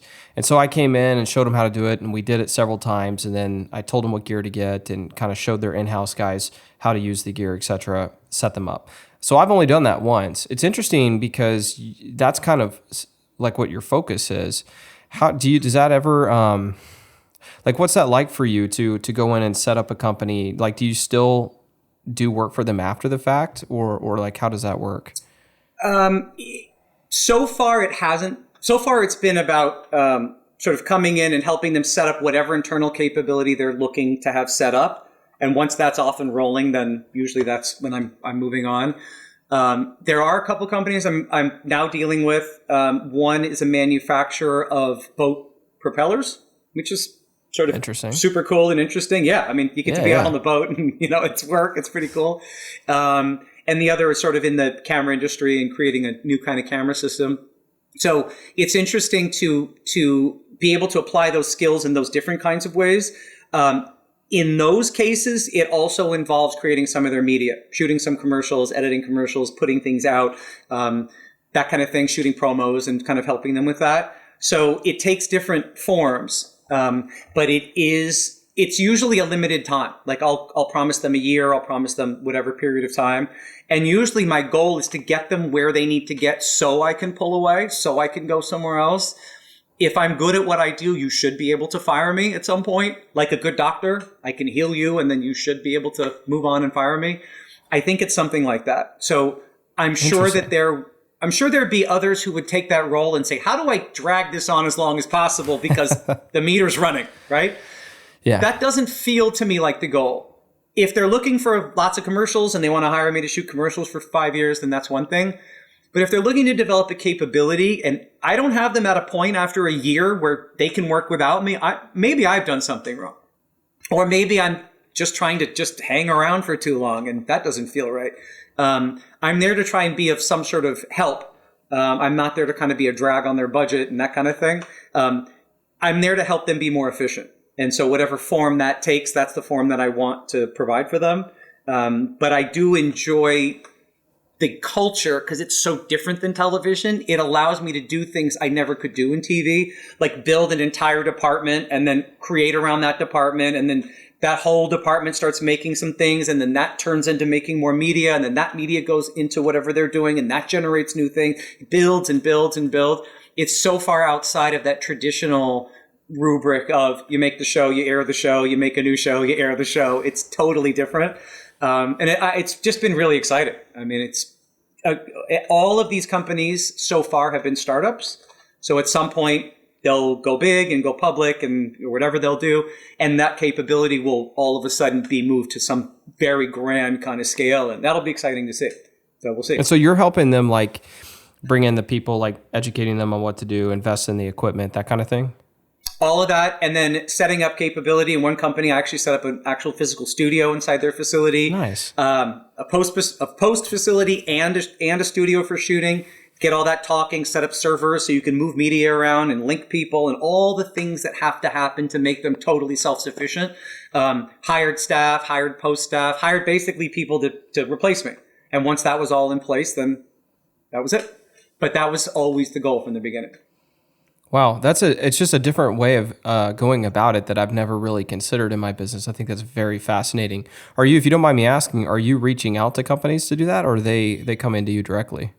Both. It's been both. Yeah, nice. It's been both. Some of the companies started out really not knowing at all what they even needed. They just said, video. It's like, okay, slow down. And then we kind of break that down a little bit. Okay, what does that actually look like? Sure. And that kind of thing. They just don't really even know where to start.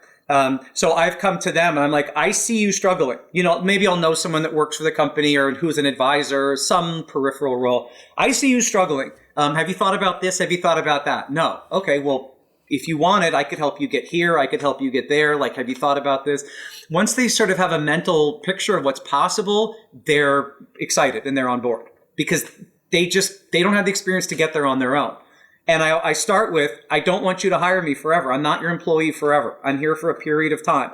Doesn't mean I won't leave with some stock options potentially, which is pretty nice. But it does mean that my goal is eventually to replace myself here with new people, and I will back myself out. I'm a specialist here for a short time to help you do a thing.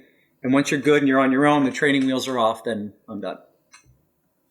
Wow, that's a really interesting way to go about doing commercial corporate work, and I think that's really fascinating. Totally different. So, and is that like mainly what you're doing now for the most part? Yeah, I'm doing that now for 2 different companies. Also some legacy work for existing clients, that just always is there. Sure. But this direction, the corporate direction it's been a surprise, but now it's been 3 years and I'm kind of in that swing and sort of really feeling that and loving that. I'm really happy in that role. I'm still taking on commercial work. I'm still taking on TV work. I'm still taking on all the things I normally do.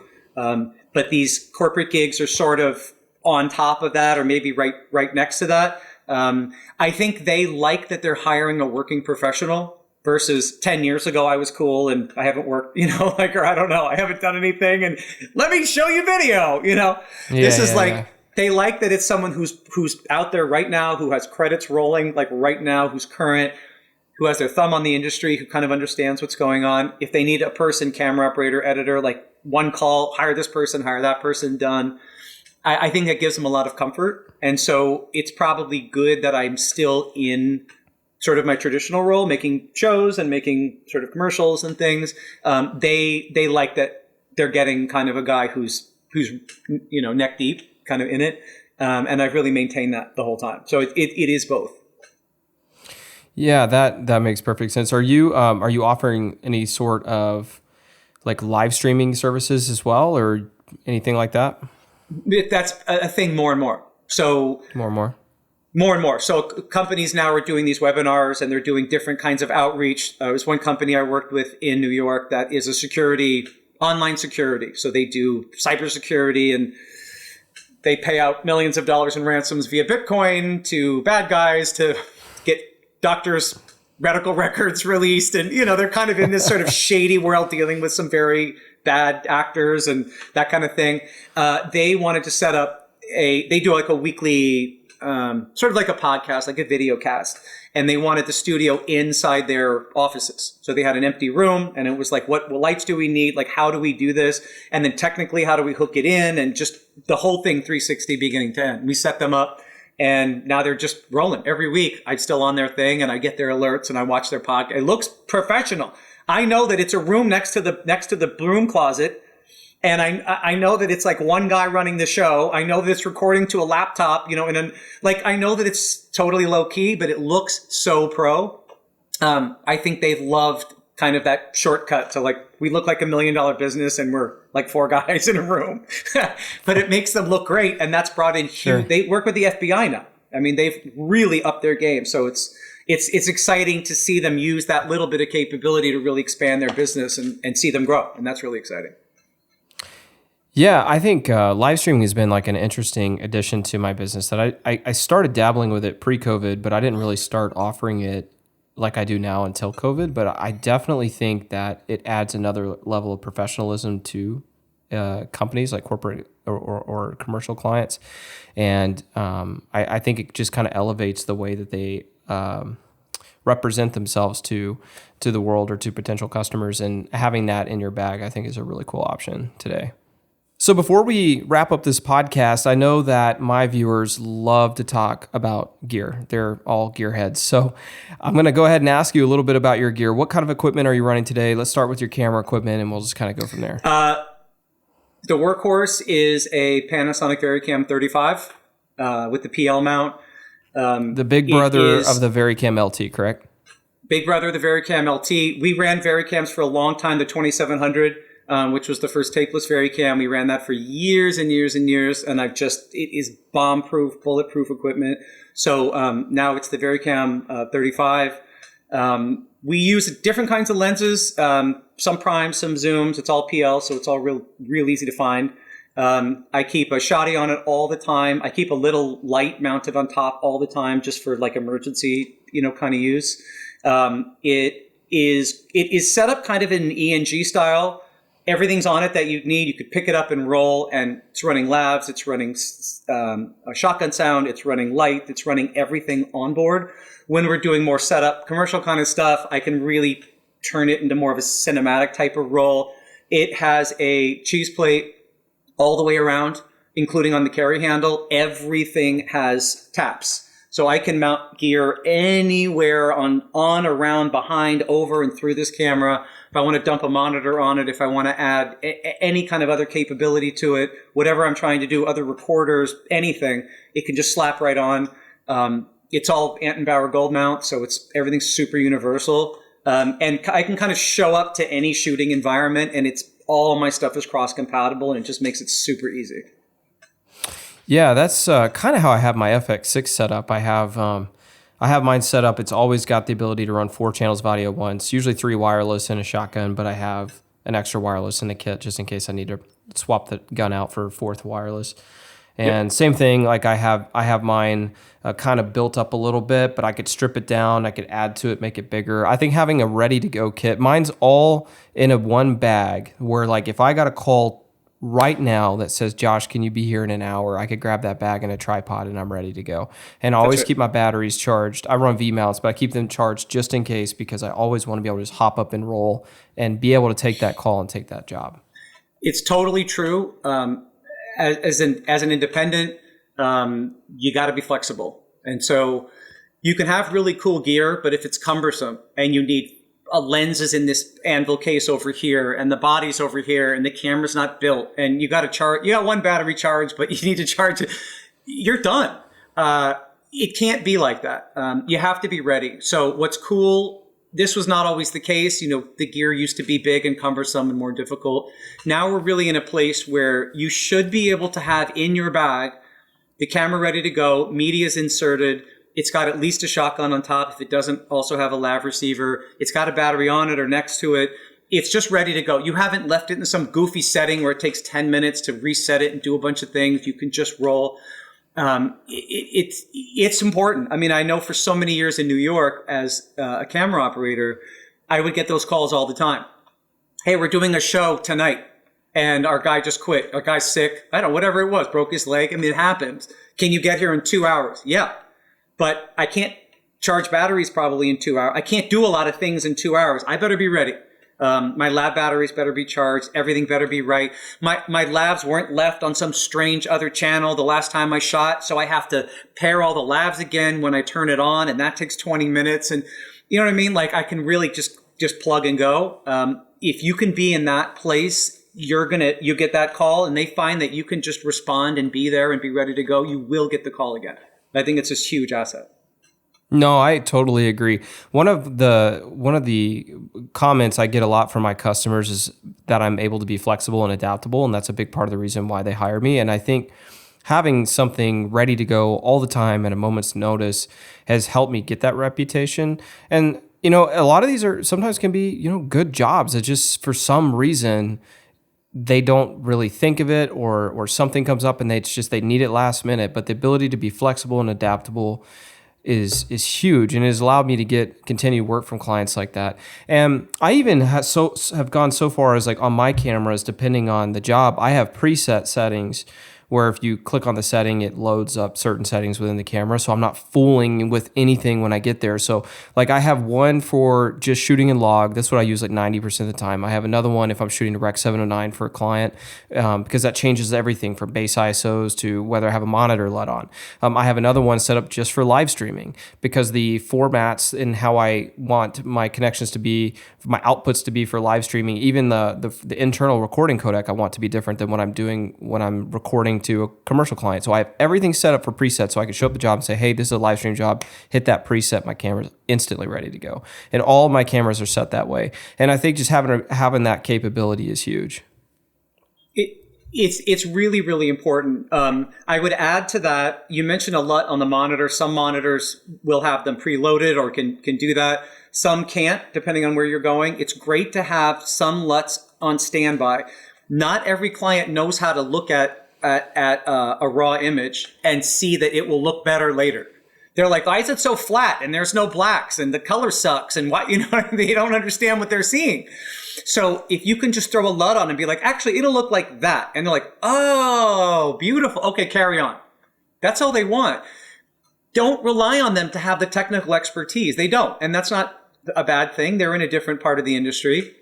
But if you have, however your monitoring works, If you have a way to get a LUT into that monitoring, so they're looking at more or less what they'll see in the end, that gives them a lot of confidence. If they're looking at a raw image all day and they're going to walk away like, I don't know if we got it. Like the picture was gray and there was no color and, they don't understand the translation. Just do them the favor, make it easy, show them 90% of what they're going to get. Even if it's not the LUT they'll use, it doesn't matter. It's just for them to stand there on set and feel like they're getting what they thought they were getting. They leave the room feeling better than, well, I hope he'll figure it out. I guess we'll see in a week. I mean, I don't think he screwed it up, but I don't know. You don't want them walking out of the room thinking that, right? So it's a lot of these like very small little things of how do I'm going to do the job great either way because I know what I'm doing, but how can I instill confidence in my client? Because I can see through to the end and I know what an online is and I know what sound mixes do and like I can see through to that. I know that I can put a warp stabilizer on and get that kind of funky shot looking better and I know I can do that. They don't know that and they shouldn't know that and why would they know that? It's fine. Kind of make it easy for them so they walk away like, man, that guy nailed it. Wow, what a DP, right? When it's a LUT from 7 jobs ago that's just been sitting in your camera that just generally looks mostly good, like why not? But that feeling of them walking away feeling good about you as the operator goes a long way in terms of your reputation. So I would just think about those little things. Yeah, I actually had a job earlier in my career. It was for a TV show, and the host he was a kind of a new host. He didn't quite understand the way that log formats worked. And we were reviewing a shot on my FS7 that I had at the time, and I didn't have the way the FS7 worked. Like if you replayed the image, the monitor LUT turned off, and I didn't have an external monitor hooked up. So when I was showing him what the shot looked like, there was no monitor LUT on, and he's like, "Why is it black and white?" And I tried to explain it to him. He couldn't understand it. He was so mad. He thought I had ruined everything we had done up to that point. And I was like, no, dude, like I talked to you about this ahead of time. But there's a difference between like talking to someone about them and them actually visually seeing it. So he made me like go inside a room and plug it in my laptop and show him what it would look like colored. And once I did that, he's like, oh, okay, you know what you're doing. But you're right though. Like if I'd have had a monitor LUT loaded or had a way to have it loaded when I reviewed that shot, none of that ever would have happened. You didn't screw up the job. You didn't screw up the job. It's going to be fine, but the client doesn't know that yet. You don't want them leaving the job calling someone saying, geez, I don't know, this guy, I don't know. And look, we've got him booked for the next 3 days, but I'm not sure he nailed it today. It looked black and white. Maybe get the other guy whose picture looked better. Or there's no value in scaring your client ever. So you want to make sure you're giving them some confidence. So I'll do a LUT usually if I know who they are and what their parameters are. I can load a LUT for them, so it looks exactly like how it'll look. They're happy enough if it just generally looks mostly good and doesn't look like a crappy log image.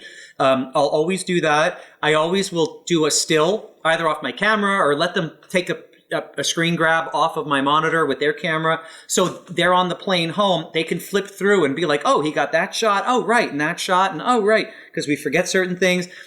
It gives them something to materially hold on to versus I'll upload the footage to you overnight tonight. It's like, okay, I guess.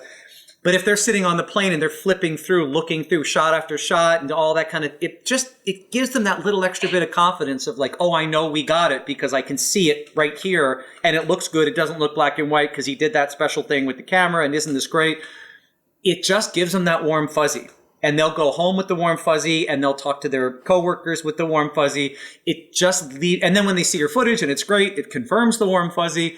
You don't want them to have a day or 2 or 3 to kind of be like, I don't know, like, I think he didn't screw it up. I don't really know.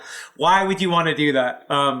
Make them comfortable and make it easy. Make it easy. If you're shooting sound, like lab sound, have an IFB or a place for a client to plug in a pair of headphones and hear the actual sound. They're hearing it from the back of the studio, which always sounds boomy and crappy and terrible. Let them know that you're getting great sound. Let them see the monitor. Don't reserve all of that for the technical people that know how to look at a histogram. Anyone should be able to see the monitor. Your client definitely should have a monitor. They should have real sound. They don't always want it. Have it available. Let them know that you're thinking about them versus I'm here to do this job that's very technical that you can't do without me. I'm going to push a bunch of buttons and do all this techie stuff, and then I'm going to go home, and isn't that nice? Make it easy for them. Make it feel accessible. I would go so far as to explain what I'm doing. Well, I'm going to change the lighting. Why are you removing the light? Because the speaker's wearing glasses and the key light is reflecting in their glasses. And if we move it 2 feet that way, we'll get the same shot and we won't have that and it'll look better. Oh, okay, I understand. Versus you set the shot up and you see the reflection of the glasses and you just tell your gaffer, oh, can you just move that real quick? And the client's like, wait a minute, I thought you had the lighting. You don't know what you're doing? No, I caught something that we're going to fix so you don't have to look at it for the end of time in this footage that we're about to make. You're going to appreciate it. This is what I'm going to do. Oh, okay, I understand that. Hey, thanks for thinking of that. That's great. Turns the whole thing around. Include them a little bit in the process. It makes them feel empowered. I always let clients put their eye through the eyepiece in the viewfinder. There's no reason. They have a monitor. They feel cool. Why not do that? I'll go and fix the focus after they screw it up. That's fine. Why not give them that touch point where they go home afterwards and they're like, yeah, it was a cool shoot. And I got to look through the camera. It was cool. For you, it's nothing. You do it every day. It's nothing. For them, it's like, wow, I got to look through the camera. That was pretty interesting. Why not give them that little extra? That's what's going to get you the phone call the second time. Do the extra. Yeah, I totally agree. I've even gone as far as sometimes on certain projects, I'll take some BTS pics on the nice camera that I'll have in my bag because I always have some photo cameras on me, and I'll even send like 10 or 12 or 15 BTS pics to clients, and they love that. They'll drop them on social media or various platforms, be like, look at this cool thing we did today, and then their following gets excited, which gets them more excited about what we're going to deliver, and then makes them want to start booking me again before we even have turned the first product in. That is perfectly stated. That's exactly what I'm talking about. There's a delay between when you shoot the footage and they have any access to it, because you'll take it in depending on your process. Most DPs, some DPs will throw if they want it raw, that's fine. Some will throw like a little basic color to make it look like something. Depends entirely on your client. But at a minimum, you might be bringing it into a Premiere project and just laying all your shots out so it's easy for them, or whatever your protocol is, whatever you do. There's a delay. There's a day, it's 2 days, it's some kind of delay, right? If they have the shots off the screen, maybe in terms of your BTS, you get that shot of them looking through the viewfinder. They're going to show that to everyone. Oh, look, I was on a set for that commercial that we just shot in California. Look, I'm behind the camera. Look at that. They're going to show it to everybody. The last 5 DPs didn't do that, which is why they didn't remember their name. They remember your name because you made them feel cool and you made them feel included, and they felt like they understood what was happening. They felt in control of the process.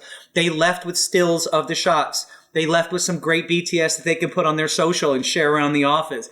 You're making it fun. You're making it interactive. You're helping them feel included in the process.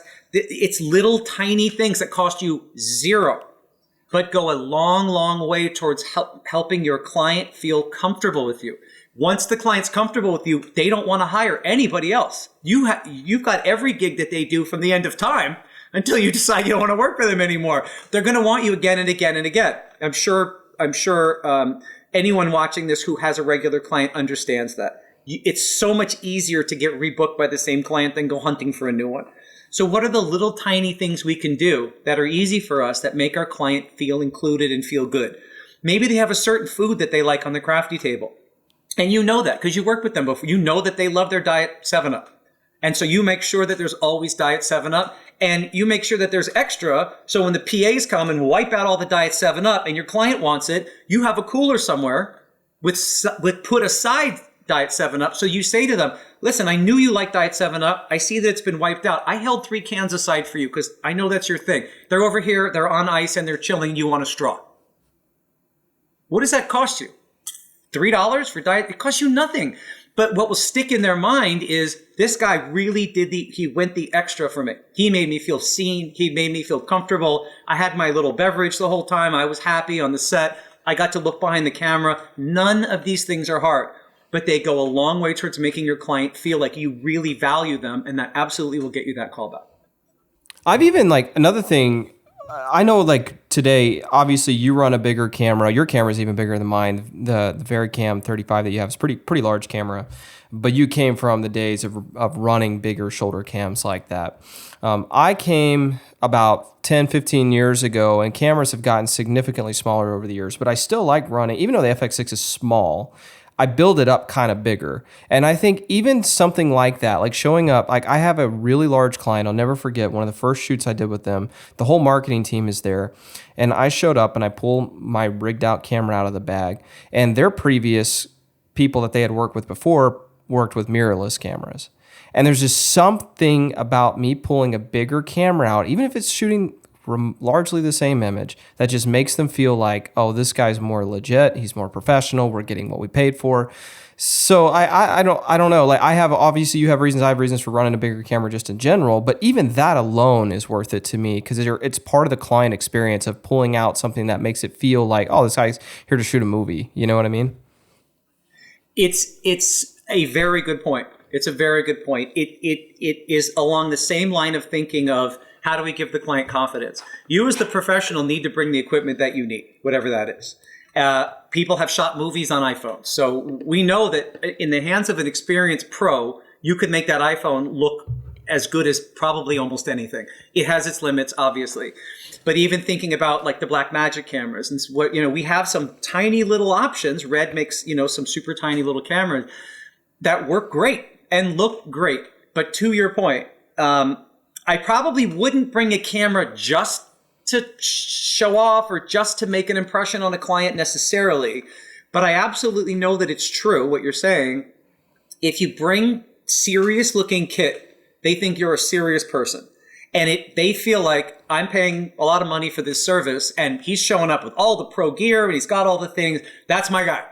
Versus if you're an expert, you can definitely probably do that same shoot with almost anything, with a Blackmagic, with a 5D, maybe with your iPhone, with almost anything, and get the same result. And the end would look the same. But what's the feeling to your client? The feeling is, boy, I paid this guy a lot of money. Shoot with a goddamn pocket family vacation looking camera. I mean, don't give them a reason to doubt you. It doesn't mean you buy the biggest camera to impress the client necessarily. It just means however you roll, whatever your approach is, consider that the more people pay for things, the more they value them. And the more sort of pomp and circumstance sometimes can be good. From your perspective as the operator, you're thinking, what's the most efficient gear I can bring? What's the most efficient way I can set up this shoot? How do I get this day done on time? Because I want to go home because I want to sleep tonight. That's what's on your mind, pretty much. Let me do a good job, but I want to get in my bed at a reasonable hour. What the client's reading is how much did this person really sort of understand what my needs were and how much did they really show up to deliver the goods, to deliver the best goods that they could possibly deliver. And if you're bringing good kit, whatever it is, and you have all your stuff laid out nice and you just look like a pro. You just look like someone who knows what they're doing. They immediately calm down. They immediately feel better about everything. And even if the footage looks the same, they'll value it more. Well, he brought the big camera. That's why it looks so good. Oh, he had the whatever thing on there. That's why it looks so good. You don't have to tell them that your pocket Blackmagic camera would look the same. You don't have to share that. Give them a reason to feel confident in you. Give them a reason to want to take a picture of your setup. Like, wow, look what this guy brought. They're going to send it to all their other friends. Look at it. I don't know what your guy does, but wow, my guy really showed up. This guy really knows what he's doing. They don't know what the hell they're looking at. They just feel like you've done a lot for them in some way and that you're taking their job serious.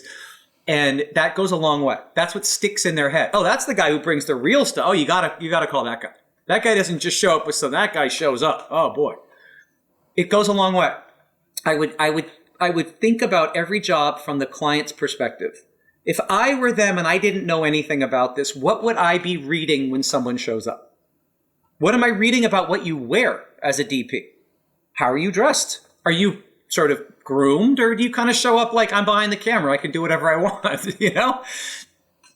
That's what they're looking at. They're looking at, how is your gear? How is your kit bag? Do you have wires and stuff falling out when you take the camera out? Things are on the ground. Is your stuff neatly laid out? Do you have cables that people are tripping over all over the place? Are things taped down nicely? Do you come off as someone who's a pro?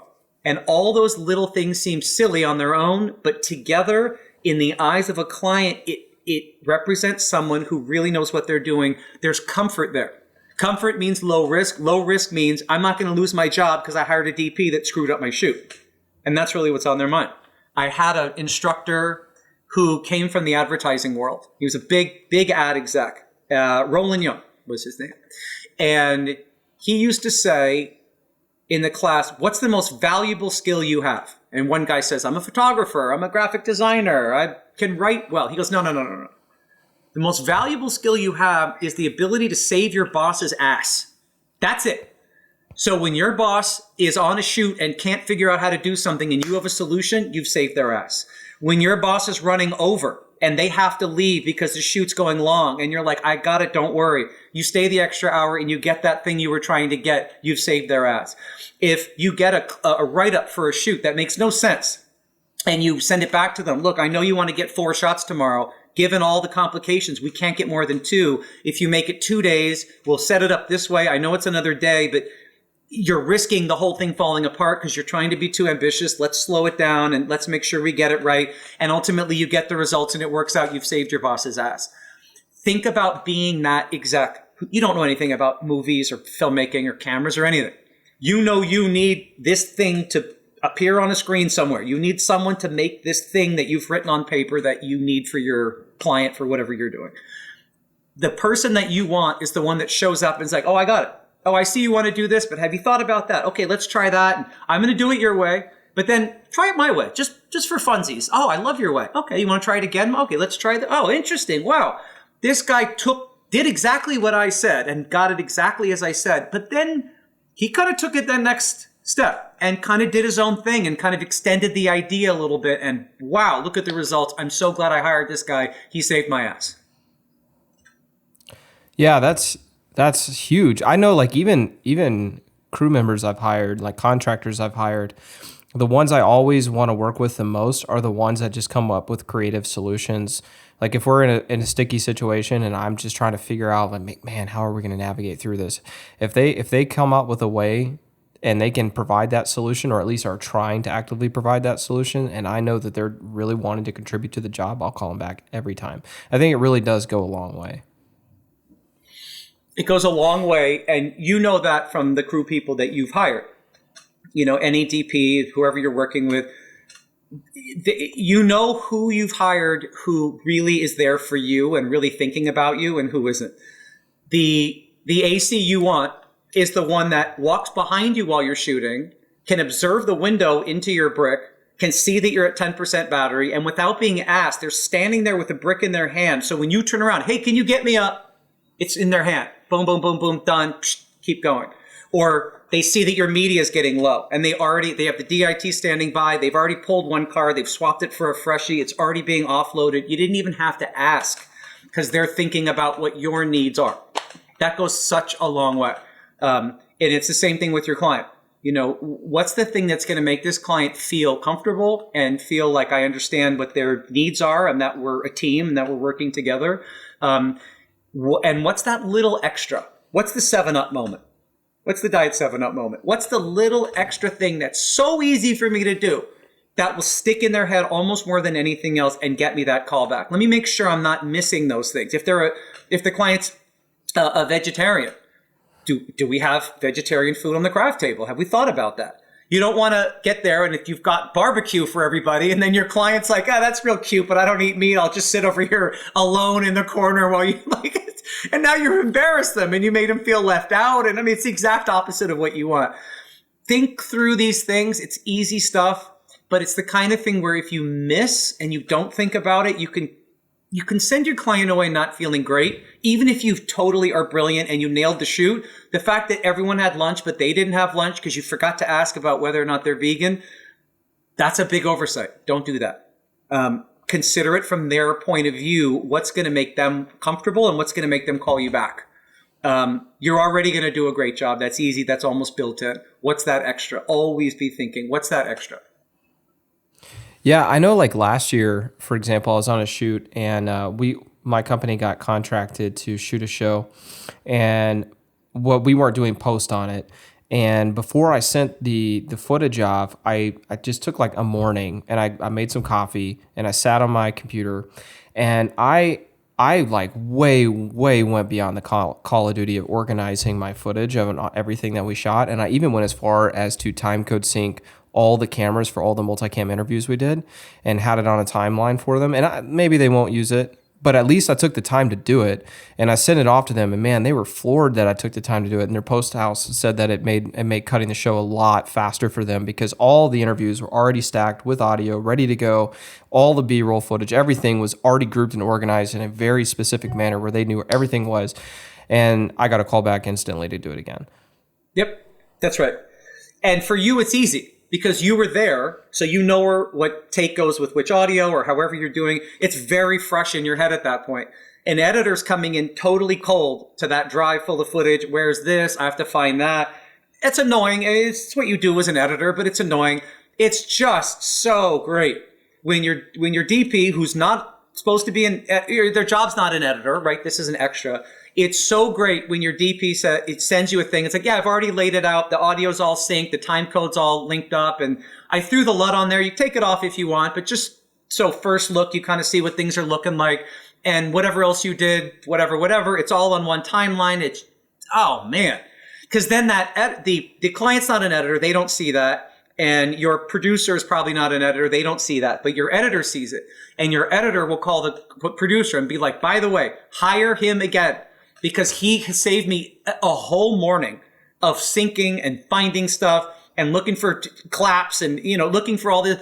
I don't have to do anything. I was able to come right in, start working right away.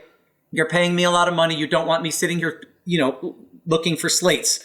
It's silly. That's an AE's job. He's already done that for us. It's ready to go. Absolutely. It's an easy thing for you to do, but what a difference on the other end. And now you've got everyone saying, oh, you got to hire that guy.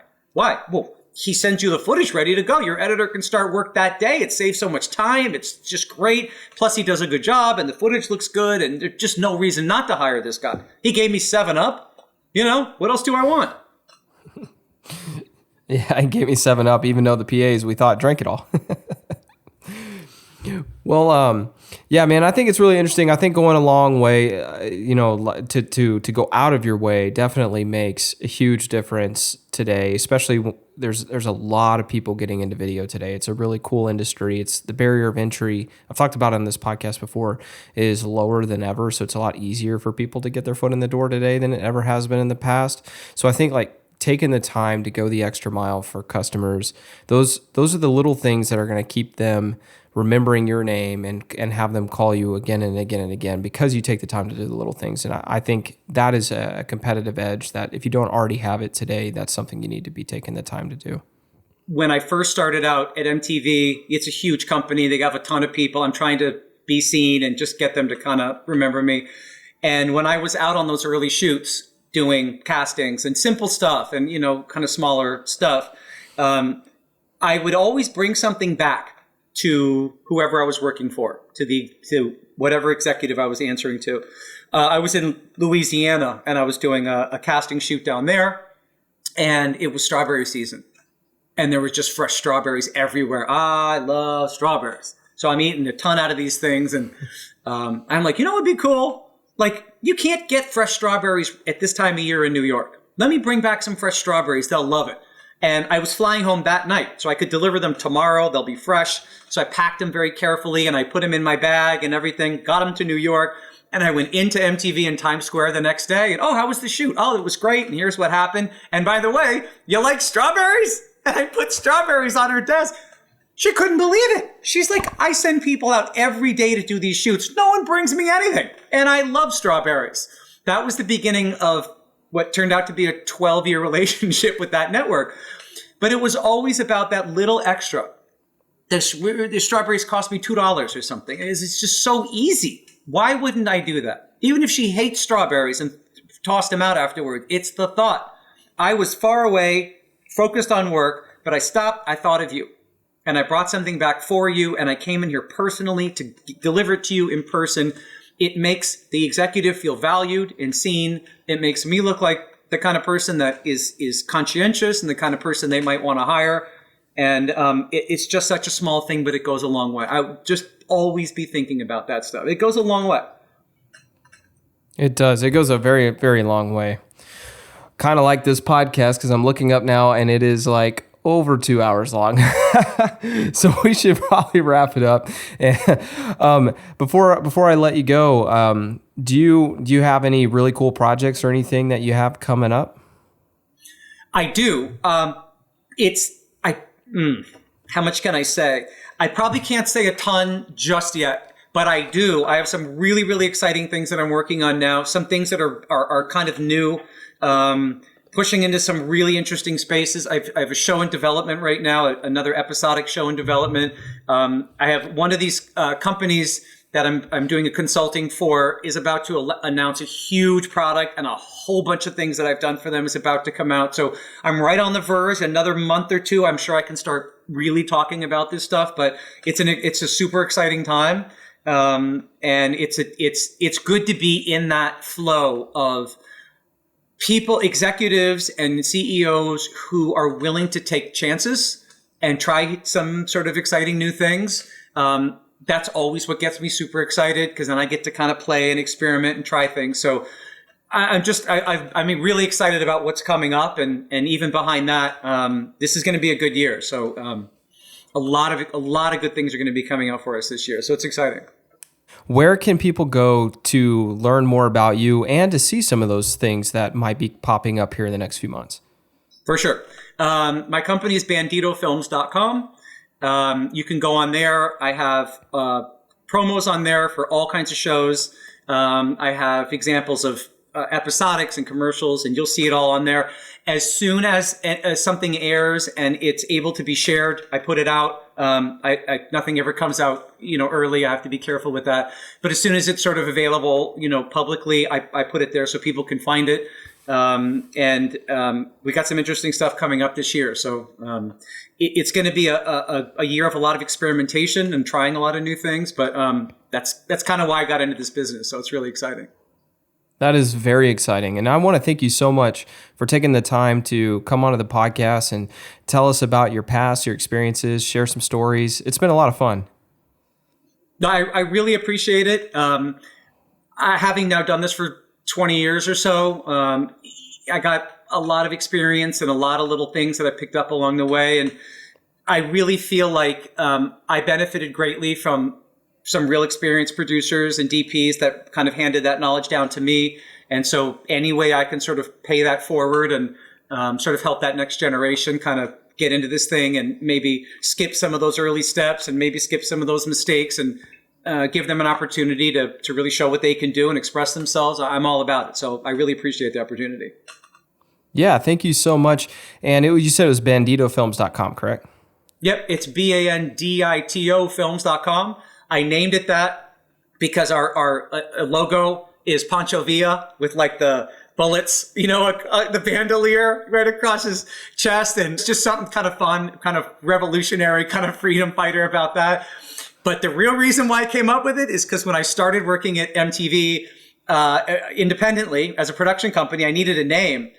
And they were, I'm now, instead of receiving a check for a day or a week, I'm getting an entire show's worth of budget all at once, which was sort of like a little like crazy.